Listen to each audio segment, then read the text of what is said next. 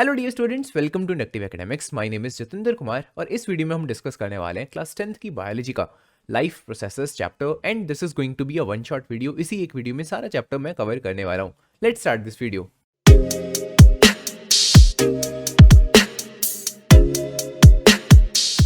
अब स्टार्ट करते हैं सीधा इस चैप्टर के नेम से, लाइफ प्रोसेसेस। ऐसी प्रोसेसेस जो जिंदा रहने के लिए जरूरी हो उसको हम बोलेंगे life processes. Very simple. For example nutrition, खाना खाना। क्या खाना खाने के बिना आप जिंदा रह सकते हो? यू माइट से कि कुछ दिनों के लिए जिंदा रह सकते हो, लेकिन आफ्टर दैट क्या होगा? यू विल डाई सिंपली, है ना। So nutrition is very very necessary अगर हम सर्वाइव करना चाहते हैं। What about the respiration? Respiration में क्या होता है, जो हमने खाना खाया उससे बॉडी को एनर्जी मिलती है। अगेन अगर एनर्जी नहीं मिलेगी बॉडी को तो कैसे सर्वाइव कर सकती है? Respiration is very very necessary for the survival. Transportation, इसमें क्या होता है? देखो बेस्ट एग्जांपल आप ब्लड की ले लो। ब्लड का ट्रांसपोर्ट हो रहा है। ट्रांसपोर्टेशन का मतलब क्या होता है? किसी भी चीज़ को बॉडी के एक पार्ट से दूसरे पार्ट पर पहुंचाना, है ना। ट्रांसपोर्टेशन में यही तो है, राइट। गैसेज एक्सचेंज हो रहा है इनफैक्ट बॉडी में, राइट। तो अगर ये चीज़ें बंद हो जाएंगी, लेट्स सपोज हार्ट जो है वो ब्लड को पंप करना ही बंद कर दे, तो क्या आप सर्वाइव कर सकते हो? आपकी बॉडी में ऑक्सीजन ही नहीं मूव करेगी पूरी बॉडी में, है ना। ब्लड का काम क्या है? ऑक्सीजन को आपके हर एक सेल तक पहुंचाना। जब वही नहीं होगा तो सर्वाइव नहीं कर सकते। उसके बाद जो एक्सक्रीशन है वो भी लाइफ के लिए बहुत ज़्यादा ज़रूरी है, बिकॉज एक्सक्रीशन में क्या बॉडी करती है? जो वेस्ट प्रोडक्ट्स होते हैं उनको बाहर निकालती है। अगर ऐसा नहीं होगा तो समटाइम्स क्या होता है, जो वो वेस्ट प्रोडक्ट्स है ना वो बहुत ज़्यादा टॉक्सिक होते हैं, और अगर वो बॉडी में ही बने रहें लेट्स सपोज, तो हज़ार तरह की बीमारियां वगैरह लग सकती हैं, बहुत सारी प्रॉब्लम्स हो सकती हैं, ठीक है। तो ये चारों ही लाइफ प्रोसेसेस, एक तो नो डाउट सर्वाइवल के लिए, राइट, लेकिन सेकेंडली प्रॉपर लाइफ की मेंटेनेंस के लिए बहुत ज़्यादा ज़रूरी है। क्लियर? डिफाइन कैसे कर सकते हो? ऐसे आप डिफाइन कर सकते हो लाइफ प्रोसेसेस को। The basic functions performed by the living organisms to maintain their life on the earth, they are called the life processes. और ये उसकी टाइप्स हैं जिनको हम पढ़ने वाले हैं। सो सबसे पहले देखते हैं न्यूट्रिशन क्या होती है, उसके बाद एक एक करके सभी लाइफ प्रोसेसेस को हम पढ़ेंगे। Nutrition can be defined as the process of intake and the utilization of the food. सिर्फ यहाँ पे दो वर्ड्स ज़रूरी हैं। सबसे पहले आप खाना खा रहे हो, इनटेक कर रहे हो, और उसके बाद उसको यूटिलाइज कर रहे हो। यूटिलाइज किस चीज़ों के लिए कर रहे हो? For the growth, for the maintenance, बहुत सारी चीज़ें हो सकती हैं, राइट। फॉर द एनर्जी, बहुत सारी चीज़ें हो सकती हैं। एनर्जी न्यूट्रिशन वाले स्टेप में नहीं मिलेगी, बाय द वे, इसका ध्यान रखना, राइट। स्पेसिफिकली अगर मैं यूटिलाइजेशन की बात करूंगा, बल्कि आप सिर्फ ग्रोथ की बात करो, राइट, और मेंटेनेंस वगैरह की बात करो। क्लियर? रिपेयर वगैरह जो चल रहा है बॉडी में सेल्स का, उसकी बात कर सकते हो, ओके। एनर्जी स्पेसिफिकली हमको मिलेगी जब हम रेस्पायर करेंगे, तो वो रेस्पिरेशन में आएगा, इसका ध्यान रखना है यहाँ पे। क्लियर? सो खाना खाया, इनटेक किया और उसको यूटिलाइज किया for the growth, for repair, for the maintenance, इसको हमने बोला न्यूट्रिशन। खाना हमारे लिए कुछ और हो सकता है। अगर कोई लेट्स सपोज यूनिसेलुलर ऑर्गेनिज्म है, हो सकता है उसके लिए खाना किसी और टाइप का हो, लेकिन डेफिनेशन सिंपल सी यही रहने वाली है कि खाना खाना, राइट, कुछ भी, और उसको यूटिलाइज करना for different different purposes, that is the nutrition. अब अगर मैं ह्यूमंस की बात करता हूँ, ऑल्दो बहुत सारी चीज़ें हम खा सकते हैं, राइट, और बहुत सारे न्यूट्रिएंट्स हमको उनसे मिल सकते हैं। For example proteins, carbohydrates, fats, है ना, बहुत सारी चीज़ें होती हैं, वाइटामिन्स। लेकिन स्पेसिफिकली अब यहाँ पर मैं बात करने वाला हूँ कार्बोहाइड्रेट्स की, बिकॉज अगर एनर्जी की मैं बात करूँगा तो उसके प्राइमरी सोर्सेज यहाँ पर होते हैं कार्बोहाइड्रेट्स, ही आपको पता है। क्लियर? कार्बोहाइड्रेट्स हमको कहाँ कहाँ से मिल सकते हैं? ये कुछ उनके कॉमन से सोर्सेज हैं, बहुत सारे होते हैं, बट ये कुछ मैंने जैसे स्पेसिफाई किए हैं यहाँ पे। कैरेट हो गया, होल व्हीट ब्रेड हो गई, राइस, व्हीट, हनी, राइट। इनसे हमको कार्बोहाइड्रेट्स या फिर शुगर्स वगैरह मिल सकती हैं। क्या होता है जब हम ऐसा फूड खाते हैं? हमको एनर्जी मिलती है। क्यों? देखो, once eaten carbohydrates are broken down into the smaller sugars such as the glucose. जब हमने खाना खाया, लेट्स सपोज हमने होल व्हीट ब्रेड खाई, तो हमारी बॉडी क्या करेगी? इसको सिंपलर शुगर्स में कन्वर्ट करेगी, सिंप्लीफाई करेगी। For example glucose. ग्लूकोज एक एग्जाम्पल है स्मॉलर शुगर की, ठीक है। ग्लूकोज एक सिंपल शुगर की एग्जाम्पल है, 1 मार्क्स में पूछा जा सकता है, ओके। अब इन सारे लेट से फूड आइटम से हमारी बॉडी को मिल गया ग्लूकोज, लेकिन बाय चांस मान के चलो हमारी बॉडी में बहुत एक्स्ट्रा ग्लूकोज है, जितना उसको अभी रिक्वायर्ड भी नहीं है, राइट। लेट्स सपोज अगर किसी सिनेरियो में ऐसा होता है, फिर वो क्या करेगी? एनी अनयूज्ड ग्लूकोज अगर है, देन क्या करेगी body? It will converted into the glycogen. जो ग्लूकोज होता है उसको बॉडी कन्वर्ट कर देती है ग्लाइकोजन की फॉर्म में, और उसको स्टोर कर देती है in the muscles and the liver cells for the future use, ठीक है। तो ये चीज़ आपको पता होनी चाहिए। जितना ग्लूकोज चाहिए होगा बॉडी यूटिलाइज करेगी, बाकी जितना भी पार्ट है उसको ग्लाइकोजन की फॉर्म में स्टोर कर दिया जाएगा। क्वेश्चन बन सकता है यहाँ से भी, कहाँ कहाँ पर स्टोर होता है glycogen? In the muscles and the liver, ये दो चीज़ों में। क्लियर? अब अगर हम बात करते हैं प्लांट्स की, प्लांट्स को ये खाना नहीं ना चाहिए, राइट। प्लांट को इनमें से कुछ भी नहीं चाहिए। प्लांट के लिए शाही दावत ये नहीं है, इसको आप शाही पनीर दोगे, आप इसको कुछ भी आप दोगे, बटर नान दोगे, वो सब इसको नहीं चाहिए, of course, right. He is saying I don't need that, मैं अपना खाना खुद बना सकता हूँ। क्या क्या चीज़ें इसको चाहिए? सिर्फ कार्बन डाइऑक्साइड और वाटर, सिर्फ दो चीज़ें चाहिए इसके लिए, वही चीज़ सफिशिएंट है। दैट मीन्स हमारा प्रोसेस न्यूट्रिशन बहुत डिफरेंट है, जो ये प्लांट्स हैं इनका प्रोसेस ऑफ न्यूट्रिशन बहुत डिफरेंट है। सो इसीलिए हमने न्यूट्रिशन को अलग अलग पार्ट्स में डिवाइड किया होता है ना, ऑटोट्रॉफिक न्यूट्रिशन और जो हेटेरोट्रॉफिक न्यूट्रिशन है। जो प्लांट्स हैं, जो ग्रीन प्लांट्स हैं स्पेसिफिकली, वो आएंगे इसमें ऑटोट्रॉफिक न्यूट्रिशन में। ऑटो का मतलब क्या होता है? खुद से न्यूट्रिशन कर रहे हैं वो। हेट्रो मतलब क्या होता है? वैसे डिफरेंट होता है, राइट, बट बिकॉज हेट्रोट्रॉफ्स हम है ना, जो दूसरे पर डिपेंडेंट है। सो हेट्रोट्रॉफिक है यहाँ पे सिंपल सा मतलब है जो किसी दूसरे लेट से सोर्स पे डिपेंडेंट हो खाने के लिए। क्लियर? सो ह्यूमंस हो गए, एनिमल्स हो गए, बर्ड्स वगैरह हो गए, वो सारे इसमें आएंगे हेट्रोट्रॉफ्स में। ऑटोट्रॉफ्स में आएंगे जैसे ग्रीन प्लांट्स वगैरह होते हैं। ओके, देन जो हेट्रोट्रॉफ्स होते हैं उसको हमने फर्दर क्लासीफाई करा होता है, ये आपने छोटी क्लासेस में पढ़ा हुआ है, saprophytes, parasitic nutrition, holozoic nutrition, right. इनका मतलब क्या क्या होता है ये देखते हैं एक एक करके। सबसे पहले जो ऑटोट्रॉफिक न्यूट्रिशन थी, ये सबसे ईजी वाला पार्ट है। इनको सिर्फ ये तीन चीज़ें चाहिए, राइट। यही चीज़ इसके लिए शाही दावत के बराबर है, सनलाइट, कार्बन डाइऑक्साइड और वाटर। अगर इसको ये तीन चीज़ें मिल रही हैं, ये सफिशिएंट है, ये खुश है अपना, राइट। इसको और कुछ नहीं चीज़ चाहिए। इसको बोलते हैं ऑटोट्रॉफिक न्यूट्रिशन। बेसिकली क्या कर रहा है? CO2 और लेट्स से वाटर को यूज़ करके, यूटिलाइज करके, and in the presence of sunlight, process यहाँ पे चलती है किस चीज़ की? फोटोसिंथेसिस की। ये आप छोटी क्लासेस से पढ़ते आ रहे हो। अपना खाना अपने आप ये प्रिपेयर कर रहा है, या मैं बोलूँ अपनी एनर्जी अपने आप प्रिपेयर कर रहा है ना। ये फोटोसिंथेसिस कहाँ पर हो रही होती है? ये process in the chlorophyll. Clear? So ये थी कार्बन डाइऑक्साइड, इसने वाटर को इनटेक किया। इन दोनों की हेल्प से basically in the presence of sunlight क्या हो रहा है? It can make glucose. हमको ग्लूकोज कहाँ से मिल रहा था? खाने से, ब्रेड से, हनी से, राइस से। ये सीधा पानी और कार्बन डाइऑक्साइड से बना रहा है। Sounds magical, doesn't it? और बल्कि हमको ऑक्सीजन भी ये दे रहे हैं। सो कितना ऑसम चीज़ है ये फोटोसिंथेसिस का जो प्रोसेस है। नो डाउट उनका जो ग्लूकोज है वो खुद से बना पा रहे हैं और हमको ऑक्सीजन भी दे रहे हैं plants, right. So very interesting. क्या क्या इवेंट्स होते हैं फोटोसिंथेसिस में, इसको देखते हैं। क्लियर? सबसे पहले देखो, बिकॉज इवेंट्स की हम बात क्यों कर रहे हैं, ऐसा नहीं है कि सीधा एक स्टेप में ये प्रोसेस हो गया कि अच्छा कार्बन डाइऑक्साइड थी, वाटर था, एक दूसरे के साथ इसने कोलाइड करा और चलो भाई ग्लूकोज बन गया। ऐसा नहीं होता, राइट। फोटोसिंथेसिस एक मल्टी स्टेप प्रोसेस है। कौन कौन से इवेंट्स होते हैं अब उसको देखते हैं। पहला, absorbing the light energy by the chlorophyll. सबसे पहला काम क्या होता है? जो ये क्लोरोफिल होते हैं, राइट, ये क्या करते हैं? सनलाइट को ट्रैप करते हैं, उसको एब्जॉर्ब करते हैं। सबसे पहला काम ये होने वाला है। अगर यही नहीं होगा, लेट्स सपोज सनलाइट नहीं मिलेगी प्लांट को, तो फोटोसिंथेसिस कर ही नहीं सकता। आपने पहला इवेंट ही रोक दिया। उसके बाद क्या होगा? Converting the light energy into the chemical energy. क्यों? प्लांट बिकॉज ये सनलाइट ले रहे हैं, उनको केमिकल एनर्जी चाहिए। केमिकल एनर्जी, अब आप बोलोगे क्यों चाहिए, क्या रीजन है, क्यों उसने लाइट एनर्जी को केमिकल एनर्जी में कन्वर्ट किया? For reduction of carbon dioxide into carbohydrates, that means glucose. CO2 से जब उसने ग्लूकोज को बनाना है तो उसने क्या करना पड़ेगा? बेसिकली CO2 को रिड्यूस करना पड़ेगा, बिकॉज इसमें हाइड्रोजन ऐड की जा रही है, समझ रहे हो। And addition of the hydrogen और let's say removal of the oxygen, that is called the reduction. ये आपने पढ़ा हुआ है, ठीक है। सो कार्बन डाइऑक्साइड की रिडक्शन हम कर रहे हैं ग्लूकोज में, ठीक है। सो इसके लिए उसको ऑफकोर्स कोई ना कोई एनर्जी चाहिए। सो वो एनर्जी केमिकल एनर्जी है। वो कहाँ से आ रही है? वो उसके पास तभी आ रही है जब उसने लाइट एनर्जी को कन्वर्ट किया केमिकल एनर्जी, बिकॉज आपने law of conservation of energy पढ़ा हुआ ना। एनर्जी का neither be created nor be destroyed, but एक फॉर्म से दूसरी फॉर्म में कन्वर्ट हो सकती है। तो यहाँ पे यही 3 स्टेप्स चल रहे हैं। क्लियर? इसके अलावा जैसे हाँ हमने ह्यूमंस में बोला था कि जो एक्सेस ग्लूकोज होता है that is stored in the form of glycogen in the liver and the muscle cells, वैसा ही कुछ हमको प्लांट्स में भी देखने को मिलता है। बट यहाँ पे जो एक्सेस ग्लूकोज होगा प्लांट में, that is stored in the form of starch. एक दूसरे को कंपेयर करते जाना, प्लांट्स को और ह्यूमंस की मैं बात कर रहा हूँ। ह्यूमंस में जो एक्सेस ग्लूकोज हो रहा है that is stored in the form of glycogen, और प्लांट्स की बात करेंगे तो in the form of starch. Clear? And it serves as the internal energy reserve to be use. As a reserve ये काम कर रहा है, जब जरूरत पड़ेगी उसको तो प्लांट क्या करेगा? अगेन इस स्टार्च को यूज कर लेगा टू मेक द ग्लूकोज।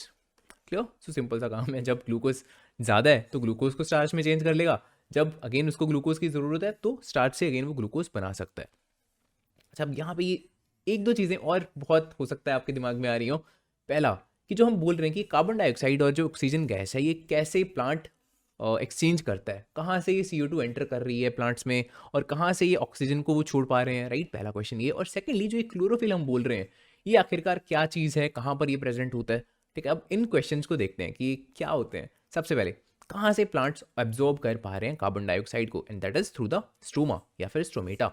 जो स्ट्रोमा है that is a singular term, जो स्ट्रोमेटा होते हैं they are the plural term. ठीक है, फॉर एग्जाम्पल आपके सामने जो ये पिक्चर है, हालांकि ये कंप्यूटर जनरेटेड पिक्चर है, एक्चुअल पिक्चर नहीं है, लेकिन जो ये पार्ट शो किया हुआ है यहाँ पे, ये ओपनिंग आपको दिखाई दे रही है, this is a stromata. Clear, in singular हम बोलेंगे स्टोमा। ठीक है, यहीं से कार्बन डाइऑक्साइड को ये इनटेक कर रहा है और यहीं से ऑक्सीजन को ये छोड़ रहा होगा ड्यूरिंग द फोटोसिंथेसिस। एक्चुअल में कैसे नजर आते हैं जो स्ट्रोमेटा होते हैं, कुछ ऐसे, राइट। ये जो पिक्चर है, अब ये प्रॉपर लेट्स से स्लाइड वगैरह प्रिपेयर करके माइक्रोस्कोप के अंदर रख के उसको शो किया गया है। अब यहाँ पर जो ग्रीन वाले पार्ट्स आप देख रहे हो ना, दे आर द स्ट्रोमेटा। ठीक है, ये स्टोमेटा है। और अगर आप ध्यान से इसको देखोगे तो आपको नजर आएगा कि एक पर्टिकुलर स्टोमेटा के आजू बाजू में दो अलग अलग सेल्स हैं और सेंटर में थोड़ी सी ओपनिंग दिखाई दे रही है।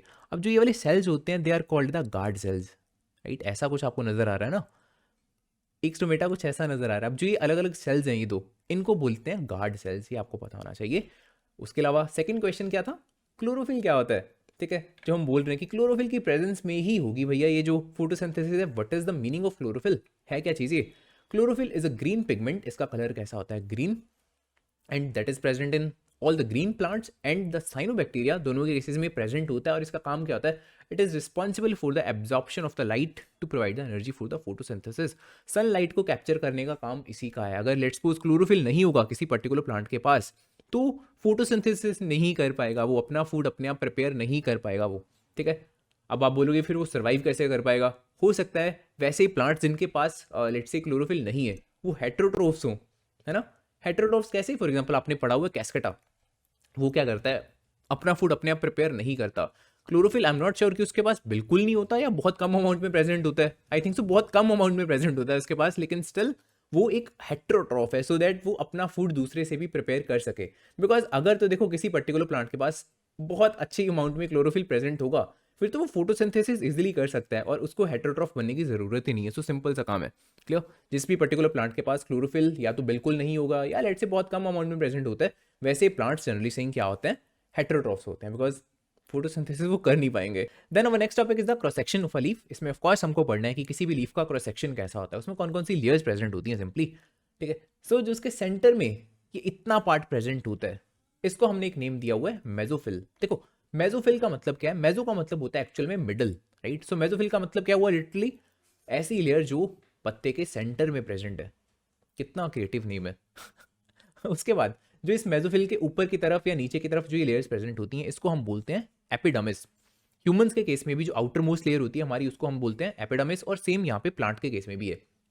किसी भी पत्ते की जो आउटर मोस्ट लेयर होगी उसको हम क्या बोलेंगे, एपिडर्मिस। लेकिन इस चीज का ध्यान रखना, जो एपिडर्मिस है ये एक वैक्सी सब्सटेंस को सेक्रीट करता है जिसको हम बोलते हैं क्यूटिन, और उसकी वजह से एक और लेयर होती है इसके ऊपर which is the waxy cuticle. Actual में ये प्लांट सॉरी एक्चुअल में लीफ का पार्ट नहीं है, उसके ऊपर सिर्फ एक पतली सी लेयर होगी ये वैक्सी सब्सटेंस की। ठीक है, सो इसको काउंट नहीं करेंगे आउटर मोस्ट लेयर, इस चीज का ध्यान रखना। आउटर मोस्ट लेयर अगर आपसे पूछा जाएगा तो आप बोलोगे एपिडर्मिस, क्लियर, ना कि वैक्सी क्यूटिकल। इसके बाद अगर आप मेसोफिल को ऑब्जर्व करोगे तो आपको दो अलग अलग टाइप की लेयर्स दिखाई देंगी। एक तो ये वाली जो लेयर है और जो ये नीचे वाली लेयर है, ये दिखने में काफ़ी अलग है ना। तो इनको हमने अलग अलग नेम दिए हुए हैं। जो ऊपर वाली टर्म है इसको हम बोलते हैं पेलिसेड लेयर या फिर पेलिसेड मेसोफिल। सिमिलरली जो ये नीचे वाली लेयर है इसको हमने एक नेम दिया हुआ है स्पंजी लेयर या फिर हम इसको बोलते हैं स्पंजी मेसोफिल। तो ये दोनों टर्म्स क्लियर होनी चाहिए। उसके बाद क्लोरोप्लास्ट, ये क्या होते हैं, ये जितने आप ग्रीन कलर के छोटे छोटे पार्ट्स देख रहे हो, दे आर द क्लोरोप्लास्ट। इनमें प्रेजेंट होता है क्लोरोफिल, ठीक है, और यहीं पर होती है फोटोसिंथेसिस। ठीक है, सो ऑफ कोर्स आप देख पा रहे हो सबसे ज़्यादा जो फोटोसिंथेसिस होता होगा वो कहाँ पर होता होगा, इसके मेसोफिल में, बिकॉज यहीं पर प्रेजेंट है मोस्ट ऑफ द क्लोरोप्लास्ट। बहुत थोड़े से क्लोरोप्लास्ट आप यहाँ पर भी दिखाई आपको दे रहे होंगे, जिसकी वजह से जो ये स्टोमेटा थे वो भी आपको ग्रीन कलर के दिखाई दे रहे थे, है ना। क्लोरोप्लास्ट में क्लोरोफिल प्रेजेंट है, इसी वजह से ग्रीन कलर में मैंने यहाँ पे शो किए हुए हैं, समझ रहे हो। लेकिन जो स्टोमेटा होते हैं उसमें बहुत कम अमाउंट ऑफ क्लोरोप्लास्ट प्रेजेंट होंगे। सबसे ज़्यादा क्लोरोप्लास्ट कहाँ पर प्रेजेंट होता है, इस लेयर में, पेलिसेड लेयर में, उसके बाद मेसोफिल में, और बहुत ही कम जो ये गार्ड सेल्स हैं उनके बीच में। क्लियर, ये चीज़ें आपको पता होनी चाहिए। अब एक एक करके इन सभी लेयर्स के क्या क्या फंक्शंस होते हैं या फीचर्स होते हैं उनको हम डिस्कस करते हैं। सबसे पहले वेक्सीक्यूटिकल, ये हमने ऑलरेडी देखा, एपिडर्मिस सेक्रीट करती है एक वैक्सी सब्सटेंस जिसको हम बोलते हैं क्यूटिन। उसकी वजह से देखो ये पत्ता कितना शाइनी नजर आ रहा है, देख रहे हो, क्यों ऐसा नजर आ रहा है, because of the cutin, right. Epidermis ने क्यूटिन को सेक्रेट करा और क्यूटिन की वजह से ये ऐसा शाइनी नजर आ रहा है। देखो क्यूटिन से ही ये वर्ड पड़ा है क्यूटिकल, सिंपल। उसके बाद फंक्शन क्या होता है, क्या काम होता है इस लेयर का, to reduce the rate of water loss from the leaf. आपने ट्रांसपीरेशन पढ़ा होगा, पत्तों से क्या होता है वाटर ट्रांसपायर होके लॉस हो जाता है, तो उसको थोड़ा सा रिड्यूस करना, ये काम होता है इस वैक्सी क्यूटिकल का। ओके, एंड ऑफ कोर्स जो प्लांट्स कंप्लीटली वाटर में ही रह रहे हैं उनको वैक्सी क्यूटिकल की जरूरत नहीं होती है, उसमें प्रेजेंट नहीं होती है वैक्सी क्यूटिकल जनरली से। वाई? बिकॉज अगर वो ऑलरेडी एक्वेटिक प्लांट्स हैं तो उनको वाटर लॉस की टेंशन लेने की जरूरत नहीं है कि हाँ वाटर बहुत कम अमाउंट में रह जाएगा, ऐसा करते हैं वाटर के लॉस को कम करते हैं, राइट? नो, वो तो ऑलरेडी वाटर में है ना, देयर इज एक्सेस वाटर, ठीक है? So they don't need the waxy cuticle, simple. Then we have the palisade mesophyll. Already हमने देखा दे आर वर्टिकली इलोंगेटेड, ऐसे कोई स्फेरिकल सी शेप नहीं होती उनकी, दे आर वर्टिकली इलोंगेटेड, कुछ ऐसी शेप उनकी होती है। They contain most of the chloroplast in the plant leaves. पत्तों में सबसे ज़्यादा अगर क्लोरोप्लास्ट कहीं पे पाया जाता है तो वो यहीं पर पाया जाता है। एंड बिकॉज देखो सबसे ज़्यादा क्लोरोप्लास्ट यहाँ पे पाया जा रहा है, सबसे ज़्यादा अगर रिस्पॉन्सिबल है कोई फोटोसिंथेसिस के लिए तो यही वाली लेयर है।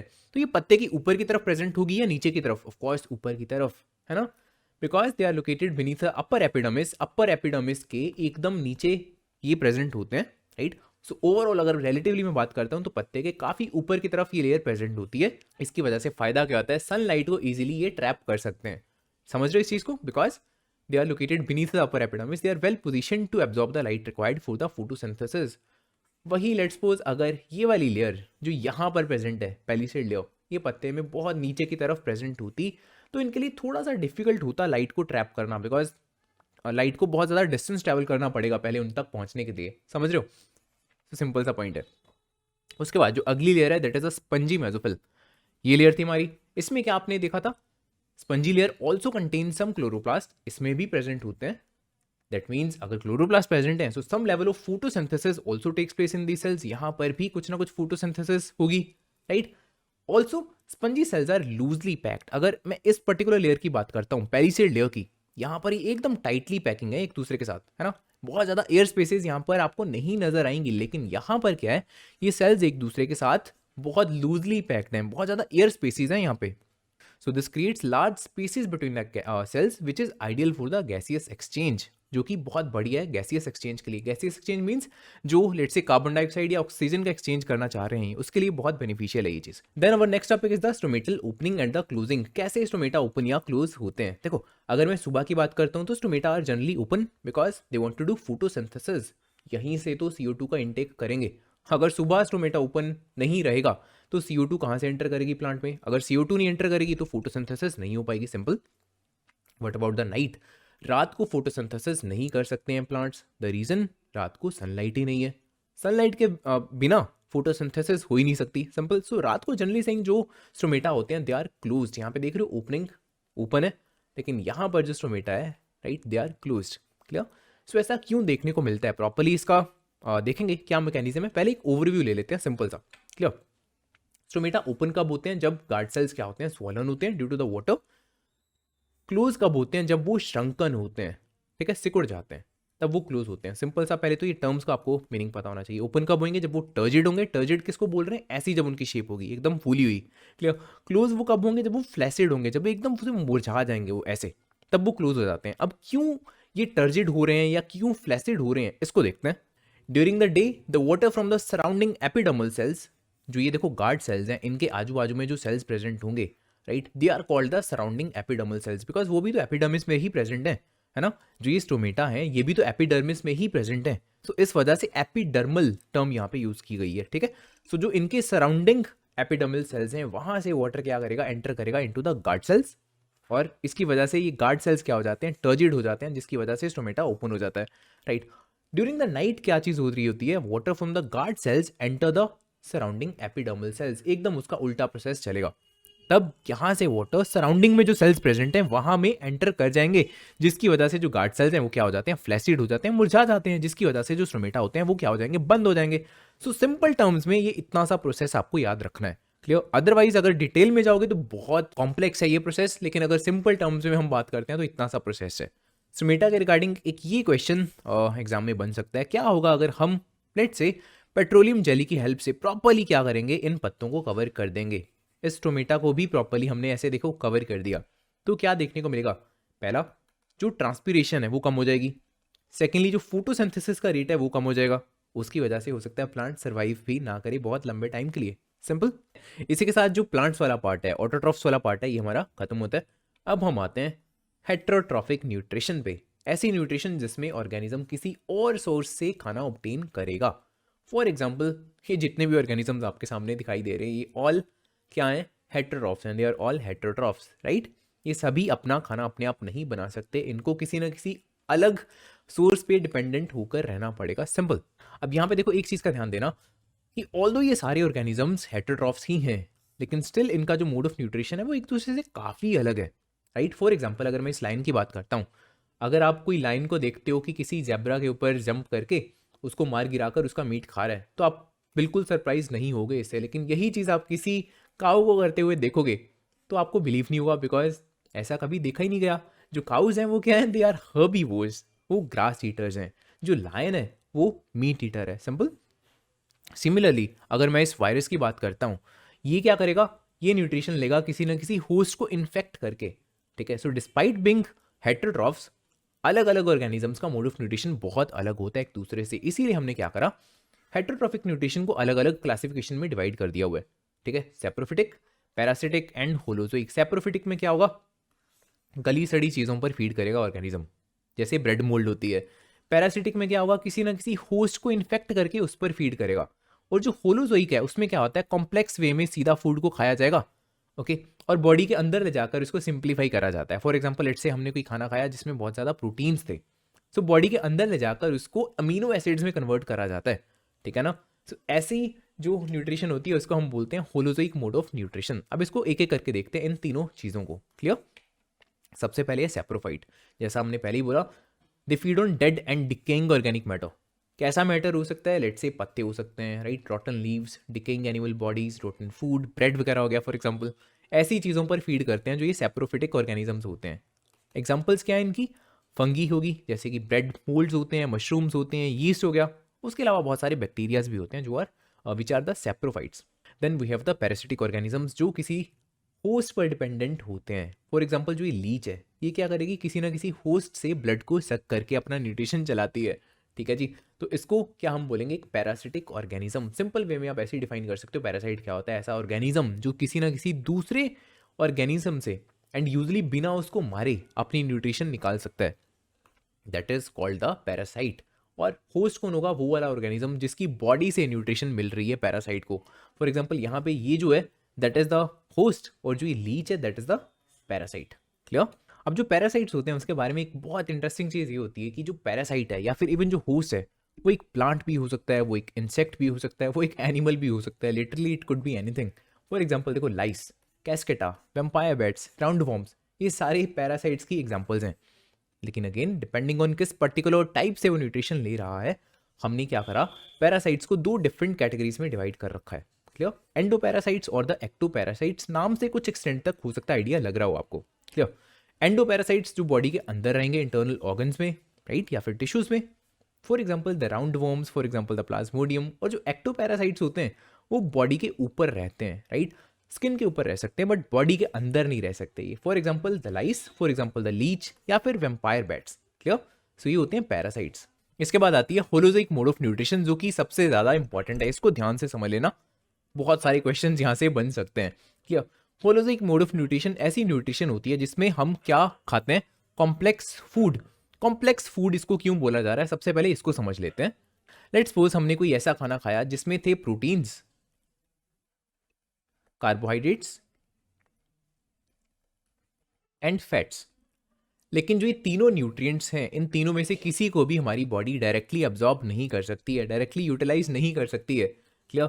बॉडी क्यों इनको यूटिलाइज नहीं कर सकती डायरेक्टली? बिकॉज ये सारे बहुत कॉम्प्लेक्स न्यूट्रिएंट्स हैं। अगर बॉडी ने इनको यूटिलाइज करना है तो सबसे पहला काम क्या होगा? इनको सिंप्लीफाई करना। प्रोटीन्स को सिंप्लीफाई करके बॉडी बनाती है अमीनो एसिड्स, ओके। कार्बोहाइड्रेट्स को सिंप्लीफाई करके बॉडी बनाती है ग्लूकोज, और फैट्स को सिंप्लीफाई करके बॉडी बनाती है fatty acids and the glycerol.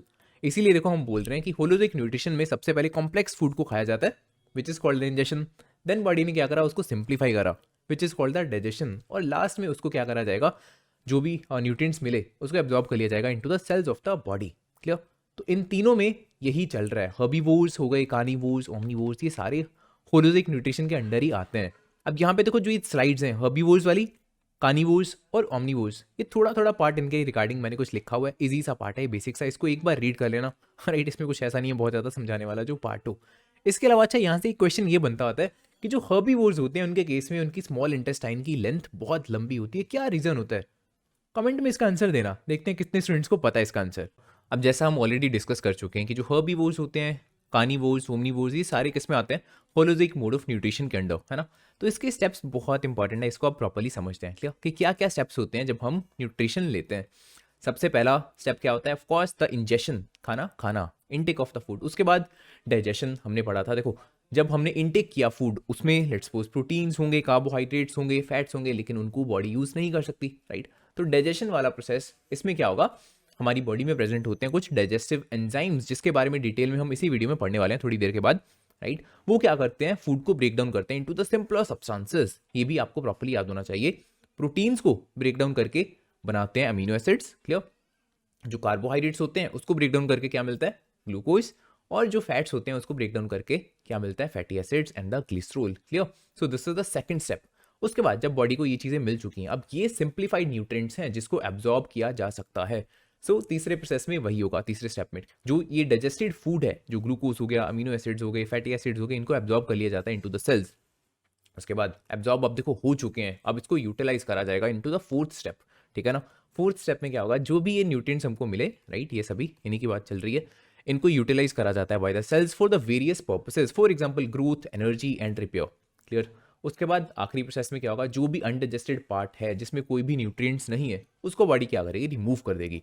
जो ये 5 स्टेप्स हैं ना, ये इसी पर्टिकुलर ऑर्डर में आपको प्रॉपर्ली याद होने चाहिए, बिकॉज इसके बेसिस पे हो सकता है एजर्शन रीजनिंग टाइप के क्वेश्चंस बन जाएं, हो सकता है उसको इसी पर्टिकुलर लेट से करेक्ट ऑर्डर में अरेंज करने को बोल दे, इस टाइप के क्वेश्चंस बन सकते होते हैं, ठीक है यहाँ से।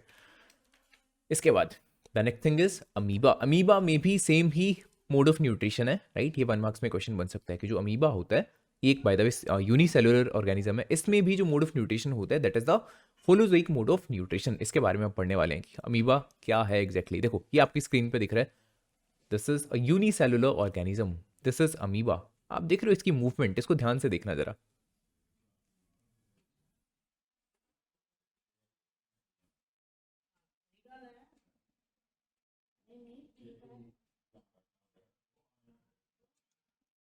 इसके पास कोई भी परमानेंट ऑर्गन्स नहीं होते बाय द वे, राइट। जो ये आप लेग जैसी स्ट्रक्चर्स देख रहे हो, ये टेम्परेरी फीट हैं इसके, they are called the pseudopods. और इसकी शेप देख रहे हो आप कितनी वियर्ड सी है। इनको शेप शिफ्टर्स भी बोला जाता है इसी रीजन की वजह से, बिकॉज इनकी कोई डेफिनेट शेप नहीं होती। ऐसा नहीं है कि हाँ अमीबा ऐसा ही दिखता है, नहीं। हो सकता है इन सर्टेन केसेस आपको अमीबा काफ़ी गोल सी शेप में देखने को मिले, हो सकता है कई बार ऐसी इरेगुलर सी शेप में देखने को मिले, ठीक है। कोई डेफिनेट शेप नहीं है कि हाँ अमीबा ऐसा ही दिखाई देगा, no nothing like that, right. जैसी मर्जी शेप में प्रेजेंट हो सकता है, जैसी भी आप शेप सोच सकते हो ना, ये वैसी शेप में प्रेजेंट हो सकता है। नाउ अमीबा के बारे में कुछ सर्टेन फैक्ट्स हैं जो बहुत ज़रूरी हैं आपको पता होने। पहला, it is a unicellular eukaryotic organism which has no definite shape, clear। एक तो यूनिसेलुलर है, यूकैरियोटिक ऑर्गेनिज्म है, जिसके बारे में आपने ऑलरेडी 9th क्लास में पढ़ा हुआ है, और इसकी कोई डेफिनेट शेप नहीं होती है, हमने ऑलरेडी देखा। And it moves by the means of pseudopodia. हमारे जैसे इसके पास लेग्स नहीं होती, ओके। ये कैसे मूव करता है? By the pseudopodia. But difference यही है कि ये जब चाहे अपने स्यूडोपोड्स को एक्सटेंड कर सकता है, जब चाहे स्फेरिकल शेप में जा सकता है, जैसा मर्जी लिटरली, है ना। हमारे जैसे नहीं है, इसकी परमानेंट ऑर्गन्स नहीं है, because it is a unicellular organism. Of course कोई भी यूनिसेलुलर जो ऑर्गेनिज्म होता है उसके पास ऐसे डिफाइंड ऑर्गन्स नहीं होते हैं for the different tasks, clear. उसके अलावा जो स्यूडोपोड्स होते हैं, राइट, स्यूडोपोडिया या pseudopods, they are temporary projections of the cell. ये टेम्परेरी प्रोजेक्शंस हैं, जैसा मैं ऑलरेडी बोल चुका हूँ, परमानेंट ऑर्गन्स नहीं है। और जो ये वर्ड है स्यूडोपोड्स या फिर स्यूडोपोडिया, इसका लिटरली मीनिंग ही यही होता है, फॉल्स फीट। स्यूडो का मतलब होता है फॉल्स, और जो ये पोड वर्ड है, पोडिया या फिर पोड, इसका मतलब होता है लेग्स। जैसे कि आपने वो ट्राईपोड देखा होगा, उसकी 3 लेग्स होती हैं ऐसे, क्लियर। तो ट्राईपॉड, पीओडी का मतलब यही है, राइट, लेग्स, उसकी 3 लेग्स होती है ना, क्लियर जी।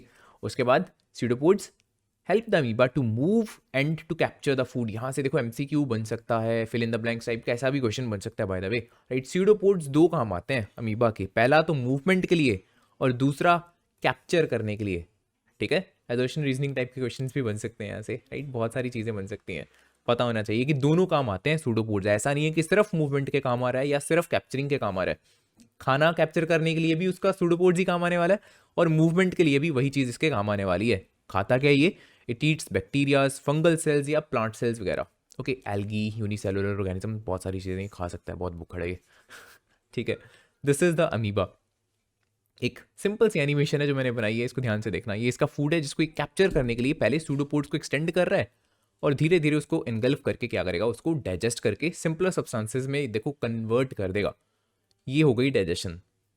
अब इसको एब्जॉर्ब करेगा ये, राइट, ये हो गई एब्जॉर्प्शन, और इसने स्टिमुलेशन करी, देखा साइज में वो ग्रो हुआ, और इसके बाद लास्ट में होगी इजेशन। दैट मीन्स इसमें कौन सी प्रोसेस चल रही है? Holozoic mode of nutrition, simple, right. यही वाले स्टेप्स देखो जो हमने पहले पढ़े थे, इंजेशन, डाइजेशन, एब्जॉर्प्शन, स्टिमुलेशन और इजेशन, यही इसमें हुए, है ना। ये क्वेश्चन आपको पूछा जा सकता है, न्यूट्रिशन इन अमीबा को आप एक्सप्लेन करो, ठीक है, तो आपको ये सारा कुछ बताना पड़ेगा। सबसे पहले देखो होता है of course the ingestion. Amoeba captures the food by extending its pseudopods. Second step is the digestion. Digestion होगी खाने की, लेकिन कहाँ पर होगी? इसके पास हमारे जैसे डिफरेंट डिफरेंट ऑर्गन्स थोड़ी ना है, इसके पास स्टमक नहीं है, इसके पास इंटेस्टाइन्स नहीं है, तो इसकी डाइजेशन कहाँ पे होती है? ये डाइजेस्ट करता है फूड वैक्यूल में। इसको अगर मैं आपको दोबारा दिखाऊं इस एनिमेशन को, अभी फूड वैक्यूल नहीं नजर आएगा बिकॉज अभी उसने खाना देखो कैप्चर नहीं किया। मैं इसको स्टॉप करता हूँ एक पर्टिकुलर टाइम पे, हाँ यहाँ पे, ये आप पार्ट देख रहे हो, है ना, जहाँ पे उसने ये फूड को कैप्चर करा हुआ है, उसके अराउंड अगर मैं उसको एनसर्कल करके ऐसे शो करता हूँ, ये वाला part, this is the food vacuole. यहाँ पर होंगे कुछ ना कुछ डाइजेस्टिव एंजाइम्स, क्लियर, यहाँ पर इसकी सारी डाइजेशन हो रही है। ये भी एक तरीके से मानकर चल सकती है कि टेम्परेरी ऑर्गन की तरह ही काम करेगा। हमारे पास तो परमानेंट ऑर्गन्स हैं डाइजेशन के लिए, स्टमक है, इंटेस्टाइन्स हैं, इसकी डाइजेशन यहीं पर होगी सारी, फूड वैक्यूल पर, ठीक है, यहाँ पर प्रेजेंट होते हैं digestive enzymes. Not always present नहीं होते, जब बेसिकली जब इसने खाना कैप्चर करा तब वहाँ पे सेक्रीशन होगी एंजाइम्स की, ठीक है, बेसिकली काम ऐसा चल रहा है यहाँ पे। उसके बाद देखो क्या होगा, जो ये डाइजेस्टिव एंजाइम्स हैं they will help the amoeba to digest the food, ये सेकंड स्टेप हो गया। Third process is the absorption, because अब वो डाइजेस्ट कर चुका है, उसको ब्रेक डाउन कर चुका है, अब उसको क्या करेगा, एब्जॉर्ब कर लेगा। कहाँ पर एब्जॉर्ब होते हैं जो न्यूट्रिएंट्स होते हैं? इन द सेल्स साइटोप्लाज्म, और जो अनडाइजेस्टेड पार्ट होता है वो पीछे रह जाता है, ठीक है। देन क्या होगी, असिमिलेशन होगी, जो भी खाना उसने एब्जॉर्ब किया, absorbed food that is utilized by the amoeba, जैसा हमने पहले भी देखा था, मल्टीपल रीजंस के लिए यूटिलाइजेशन हो सकती है, ग्रोथ के लिए, एनर्जी के लिए, रिपेयर वगैरह के लिए, और लास्ट में इजेशन होगी, जो अनडाइजेस्टेड पार्ट है उसको रिमूव कर देता है अमीबा, क्लियर। सो ये 5 स्टेप्स चल रहे हैं। वेरी इंपॉर्टेंट टू अंडरस्टैंड कि nutrition in amoeba is a holozoic process, okay. Humans में भी जो न्यूट्रिशन है वो भी होलोजोइक मोड ऑफ न्यूट्रिशन है, अमीबा में भी होलोजोइक मोड ऑफ न्यूट्रिशन है, कार्निवोर्स, ओमनिवोर्स जितने भी होते हैं ये सारे, इसमें भी होलोजोइक मोड ऑफ न्यूट्रिशन होता है। अब हम करने वाले हैं न्यूट्रिशन इन ह्यूमंस, जो कि न्यूट्रिशन का आखिरी टॉपिक होने वाला है। इसके बाद हमारी पहली लाइफ प्रोसेस न्यूट्रिशन खत्म हो जाएगी, ठीक है। सबसे पहले आप एक सिंपल सी एनिमेशन देखो, एलिमेंट्री कनाल की एनिमेशन है। एलिमेंट्री कनाल क्या होता है? माउथ से लेके एनस तक का जो सफर है, जो पाथवे है, okay, that is called the elementary कनाल। खुद से बनाइए यार ये एनिमेशंस, देखो कितने एफर्ट्स करता हूँ आपके लिए, शेयर तो कर दिया करो वीडियोस को। ये खाने का पूरा पाथवे दिखाया हुआ है कि कैसे स्टमक के थ्रू होता हुआ अब ये स्मॉल इंटेस्टाइन में जा रहा है, इसके बाद काफी टाइम यहाँ पर ये स्पेंड करेगा।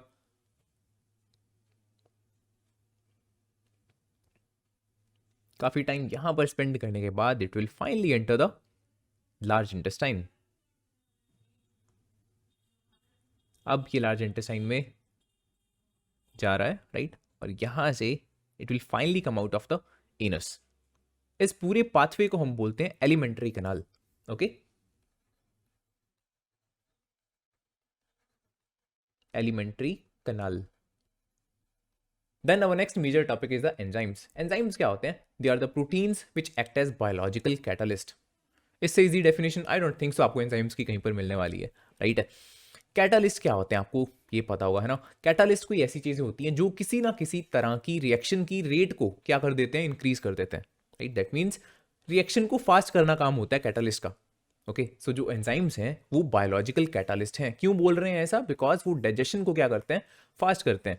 अगर लेट्स से हमारी बॉडी में एंजाइम्स प्रेजेंट ना होते, जो डाइजेस्टिव एंजाइम्स हैं वो हमारी बॉडी में प्रेजेंट ना होते, तो डाइजेशन का प्रोसेस बहुत ही स्लो होता, ठीक है। इनके बिना डाइजेशन का प्रोसेस बहुत ही स्लो होता, so thanks to them, clear ji.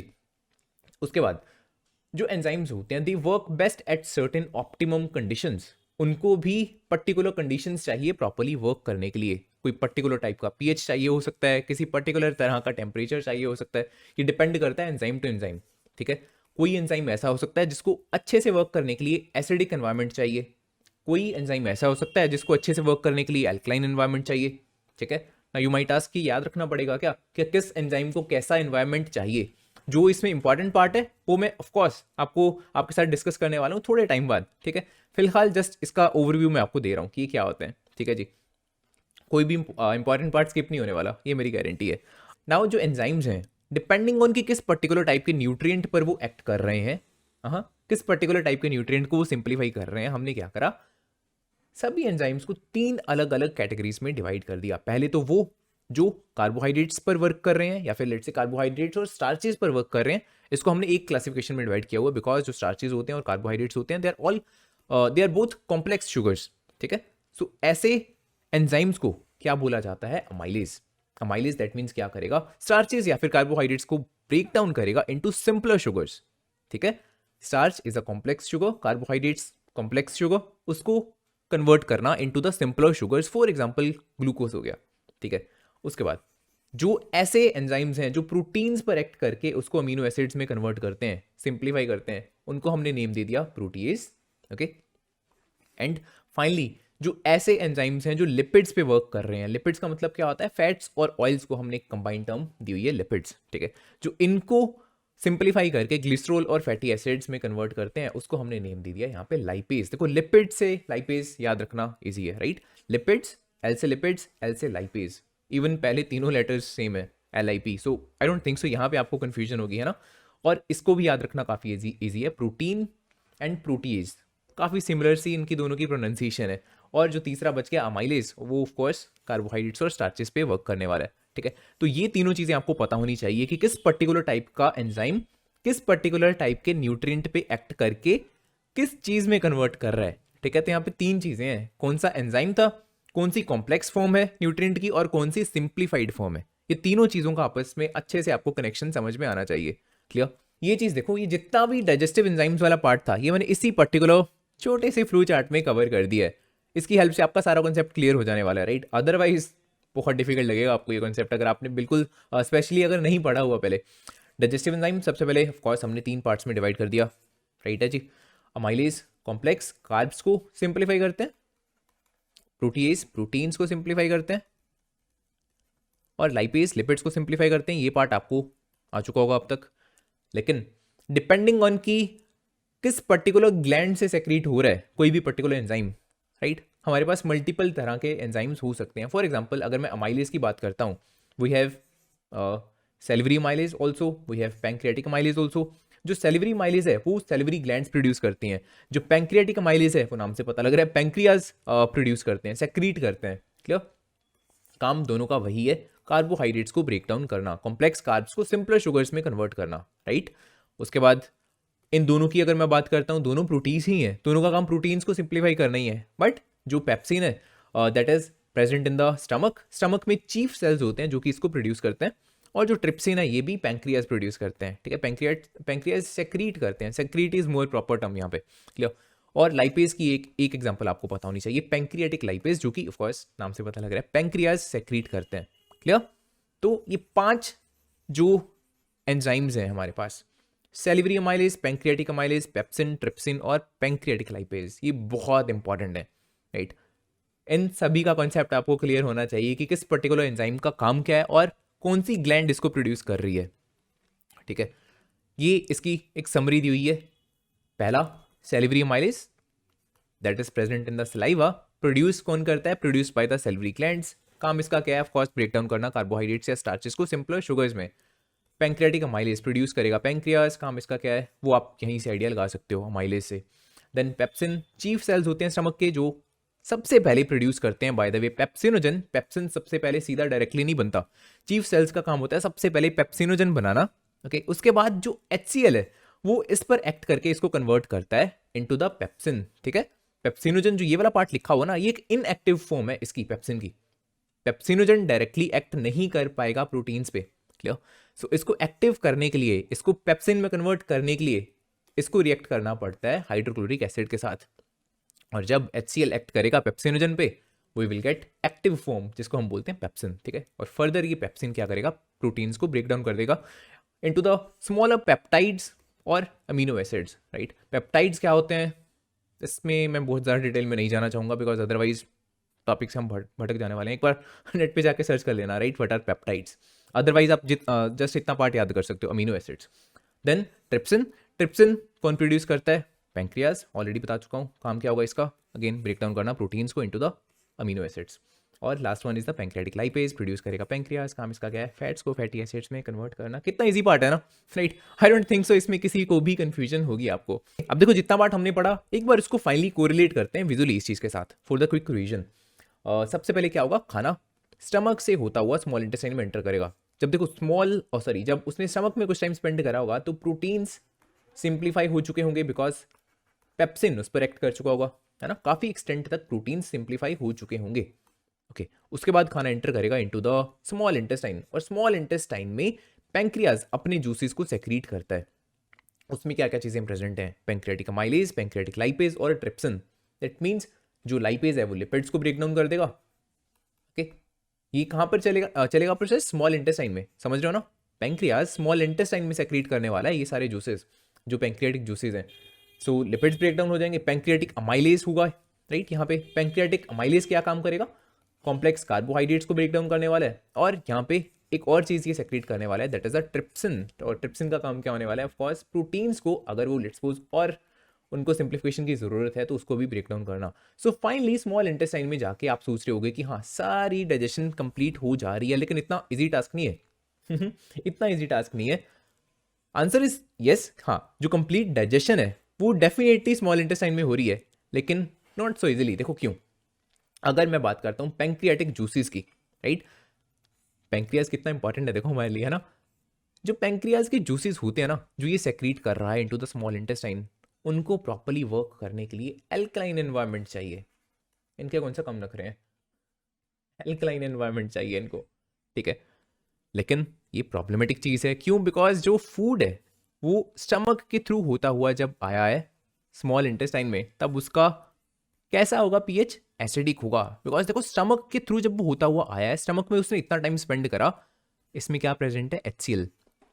Of course stomach में एसिड्स प्रेजेंट होते हैं ना, HCl की वजह से जब वो एंटर करेगा यहाँ पर भी ना स्मॉल इंटेस्टाइन में, तो उसका जो नेचर होता है वो एसिडिक होता है, ना कि एल्कलाइन। अब अगर एसिडिक है यहाँ पे एनवायरनमेंट स्मॉल इंटेस्टाइन में, तो ये पैंक्रियाटिक जूस उस पर कैसे एक्ट कर सकता है, इसको तो प्रॉपर्ली एक्ट करने के लिए एल्कलाइन एनवायरनमेंट चाहिए। तो ये बहुत प्रॉब्लमेटिक चीज़ है। अगर पैंक्रियाटिक जूस खाने पर एक्ट ही नहीं कर पाएगा, तो पैंक्रियाटिक अमाइलेज, पैंक्रियाटिक लाइपेज और ट्रिप्सिन का क्या फ़ायदा, समझ रहे हो इस चीज़ को, राइट। अब अगर प्रॉब्लम है तो ऑफकोर्स भगवान ने कोई ना कोई सोल्यूशन भी बनाया होगा इसका, और सोल्यूशन है ये वाला organ which is the liver. Liver क्या करता है, एक बाइल जूस को प्रोड्यूस करता है, बाइल जूस को प्रोड्यूस करता है। मुंह में पानी नहीं आना चाहिए आपके, कोई डिलीशियस जूस नहीं है ये, it is very very alkaline. 7 to 8 के अराउंड इसका पीएच होता है, that means it is alkaline, ठीक है। अगर क्वेश्चन पूछा जाता है कि बाइल जूस कौन सा ऑर्गन या कौन सी ग्लैंड प्रोड्यूस करती है, तो क्या आंसर आएगा इसका, लिवर। लेकिन ये स्टोर कहाँ पे होता है, इस ऑर्गन में, which is the gall bladder. Clear, produce होता है लिवर के द्वारा और स्टोर किया जाता है into the gall bladder. Clear, और फर्दर ये गॉल ब्लैडर इस बाइल जूस को कहाँ सेक्रीट करेगी, इनटू द स्मॉल इंटेस्टाइन, ठीक है। अब देखो लास्ट में क्या होगा, पहले खाना स्टमक के थ्रू जब होता हुआ एंटर करा इनटू द स्मॉल इंटेस्टाइन, फिलहाल इसका नेचर था वेरी वेरी एसिडिक, लेकिन ये गॉल ब्लैडर बहुत सारा बाइल जूस यहाँ पे सेक्रीट करके यहाँ पर कैसा कंडीशन बना देगी, एल्कलाइन कंडीशन। क्लियर, सो जब स्मॉल इंटेस्टाइन में कंडीशंस एल्कलाइन हो जाएंगी, जो फूड प्रेजेंट है यहाँ पे एल्कलाइन हो जाएगा, तब फाइनली जो पैंक्रियाज जूस यहाँ पे सेक्रीट कर रही हैं वो इस पे प्रॉपर्ली एक्ट कर सकेंगे। क्लियर, कॉन्सेप्ट को कोरिलेट करके चलना है आपको। पेप्सिन जो एक एंजाइम है वो प्रॉपर्ली एक्ट करता है एसिडिक एनवायरनमेंट्स में, ठीक है। और अगर मैं पैंक्रियाटिक जूसेस की बात करता हूँ तो उनको जनरली सेइंग कैसा एनवायरनमेंट चाहिए होता है, उनको एल्कलाइन एनवायरनमेंट चाहिए होता है। ये कॉन्सेप्ट आपको क्लियर होने चाहिए। इसी के साथ हमारी पहली life process which was the nutrition खत्म होती है। नाउ डिस्कस करते हैं रेस्पिरेशन को, जो कि अगेन सर्वाइवल के लिए बहुत ही इंपॉर्टेंट है। बिना रेस्पिरेशन के हम सर्वाइव नहीं कर सकते, बिकॉज एनर्जी हमको रेस्पिरेशन वाले स्टेप में ही मिलने वाली है। जो भी हमने खाना खाया न्यूट्रिशन वाले स्टेप में, उससे एनर्जी डराइव इस स्टेप में होती है। जब हम रिस्पायर करेंगे तब उस फूड से एनर्जी हम डराइव कर पाएंगे। ओके, रेस्पिरेशन का सिंपल सा मतलब ये नहीं होता कि बस सांस लिया हमने, नो। रेस्पिरेशन और ब्रीदिंग में जमीन आसमान का फर्क है, और हम पढ़ने भी वाले हैं इसी वीडियो में, राइट, कि क्या डिफरेंसेस होते हैं रेस्पिरेशन में और लेट्स से ब्रीदिंग में। लेकिन फिलहाल जस्ट मैं ओवरव्यू दे रहा हूँ पहले, ठीक है। रेस्पिरेशन का सिंपल सा मीनिंग ये होता है कि न्यूट्रिशन में जो आपने खाना खाया उससे एनर्जी को डिराइव करना। अब जैसा कि आप इस पिक्चर में देख पा रहे हो कि बहुत सारे अलग अलग ऑर्गन्स हैं जो कि रेस्पिरेशन में इन्वॉल्व हैं। एक एक करके देखते हैं सबको, ठीक है। सबसे पहले नॉस्ट्रल्स, जहां से एयर एंटर करने वाली है इन द नोज, ठीक है। नॉस्ट्रल्स के बाद air will enter the nasal passage, जो ये वाला पार्ट है that is called the nasal passage, ठीक है। देन जो एयर है वो एंटर करेगी फेरिंग्स में, जो ये वाला पार्ट है। फेरिंग्स के बाद it will enter the larynx, जो कि साउंड बॉक्स होता है, इस पार्ट को हम बोलते हैं साउंड बॉक्स, क्लियर। यही हमको हेल्प कर रहा है बोलने में, ऑफ कोर्स। उसके बाद air will enter the wind pipe, wind pipe is also called the trachea, ठीक है। आफ्टर ट्रैकिया आप देख रहे हो यहाँ एयर एंटर करने के बाद क्या करेगी, दो अलग अलग पाथवेज लेगी, है ना। जो ये ट्रैकिया है ये दो पार्ट्स में से स्प्लिट होती है। तो इन दोनों चीजों को क्या बोला जाता है, वी कॉल्ड द ब्रोंकाई, ठीक है, वी कॉल्ड ब्रोंकाई। उसके बाद हर ब्रोंकाई बहुत छोटे छोटे छोटे पार्ट्स में ऐसे डिवाइड होती है। सिमिलरली जो ये वाली ब्रोंकाई है ये भी बहुत ऐसे छोटे छोटे पार्ट्स में डिवाइडेड है। वो वाले पार्ट्स को बोला जाता है ब्रोंक्यूल्स, ठीक है। सो सबसे पहले ट्रैकिया है, यहाँ से ट्रैकिया दो ब्रोंकाई में डिवाइडेड है और हर ब्रोंकाई मल्टीपल ब्रोंक्यूल्स में डिवाइडेड है। इसका आपको क्लैरिटी होनी चाहिए। और जो ये ब्रोंक्यूल्स हैं इनके एंड में भी ऐसी बैलून टाइप स्ट्रक्चर्स होती हैं जिनको बोला जाता है एल्वियोली। इसका काम क्या होता है इसको देखते हैं थोड़ी देर में, लेकिन फिलहाल जिसमें टर्मिनोलॉजीज क्लियर करने वाला हूँ, ठीक है। और जो ये वाला पार्ट होता है लंग्स के below, that is called the diaphragm. ये जितने भी पार्ट्स यहाँ पे लिखे हुए हैं ह्यूमन रेस्पिरेटरी सिस्टम के, इनके बारे में आपको नॉलेज होनी चाहिए। इनके फंक्शन अब हम देखने वाले हैं कि हर पार्ट का क्या काम होता है, clear. In human beings the air is taken into the body through the nostrils, of course nostrils के थ्रू एयर क्या करेगी, एंटर करेगी इनटू द नोज, है ना। After that the air passing through the nostrils is filtered by the fine hairs. जो nasal passage है उसमें of course बहुत सारे हेयर्स प्रेजेंट होते हैं जो क्या कर रहे हैं, इस एयर को फिल्टर कर रहे हैं। सिंपल फिल्टरिंग का काम होता है उस हेयर्स का। After that the air passes through the throat and into the lungs, है ना। ये वाला पार्ट अब जो ये मैं बोलने वाला हूँ बहुत इंपॉर्टेंट है। Rings of cartilage are present in the pharynx. जो हमारा थ्रोट होता है, फेरिंग्स होता है, उसमें बहुत ज़्यादा रिंग्स होते हैं कार्टिलेज के, जो क्या करते हैं, जो हमारा फेरिंग्स है उसको स्टेबिलिटी प्रोवाइड करते हैं और यू कैन से उसको फ्लेक्सिबिलिटी देते हैं। इसको प्रॉपर्ली समझने के लिए आप बैलून की एग्जांपल ले सकते हो। लेट्स सपोज आपके पास यहाँ पे एक बैलून है ना, इसको हमने फुलाया हुआ है। अब जब इसकी हवा को हम निकालेंगे तो इसका ये आगे वाला जो पार्ट है, एक minute let me encircle that part, right. जो ये वाला पार्ट है जहाँ से हवा बाहर निकलेगी, यहाँ पे ज़रा फोकस करना, राइट, कि इसकी शेप कैसी होगी। देख लो बार बार ये क्या करेगा, कोलास्प करेगा। फोकस करो जरा यहाँ पे, है ना, क्लियर। उसकी वजह से इवन जो हवा बाहर निकल रही है वो हो सकता है प्रॉपरली बाहर निकल भी ना पा रही हो, ठीक है। लेकिन लेट्स सपोज अगर ऐसा ही कुछ हमारे एयर पैसेज में होता तो क्या वो बढ़िया रहेगा, नो, है ना। अगर हमारा एयर पैसेज ऐसे कोलास्प होने लगा, it will be a problematic thing. ऐसा ना हो इस वजह से हमारा एयर पैसेज जो होता है उसमें बहुत ज़्यादा कार्टिलेज प्रेजेंट होते हैं, ओके। थ्रोट में भी और जो ट्रैकिया है उसमें भी बहुत सारे कार्टिलेज प्रेजेंट होते हैं जो क्या करते हैं, स्टेबिलिटी प्रोवाइड करते हैं, उसको फ्लेक्सिबल बनाते हैं। Then within the lungs the passage divides into the smaller and smaller tubes which finally terminate in the balloon like structures which are called the alveoli। ये पार्ट मैं already explain कर ही चुका हूँ, इसकी बात हो रही है balloon like structures की, राइट। alveoli जो bronchioles होते हैं उनका जो एंड होता है कुछ ऐसा नजर आता है, क्लियर ना। ये जो जितने ऐसी स्ट्रक्चर्स आपको दिखाई दे रही हैं बैलून के जैसी, इनको बोला जाता है alveoli। अब इसका काम क्या है इसको हमने देखना है।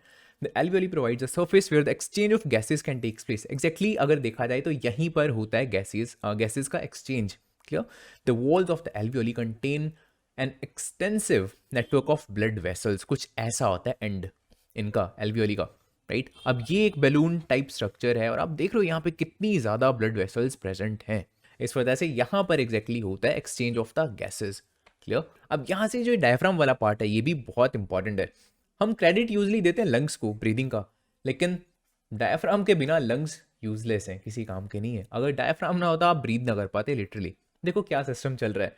डायफ्राम एक मसल होता है जो कि कॉन्ट्रैक्ट या रिलैक्स हो सकता है, ठीक है। नाउ डिपेंडिंग ऑन कि उसकी मूवमेंट कैसी है, देखो जब भी ऊपर की तरफ मूव करेगा इसको हम बोलते हैं रिलैक्स्ड पोजीशन, कि इसकी रिलैक्स्ड पोजीशन है। सिमिलरली जब ये नीचे की तरफ मूव करेगा इसको हम कॉन्ट्रैक्शन बोलते हैं, ये कॉन्ट्रैक्टेड पोजीशन में है। ठीक है।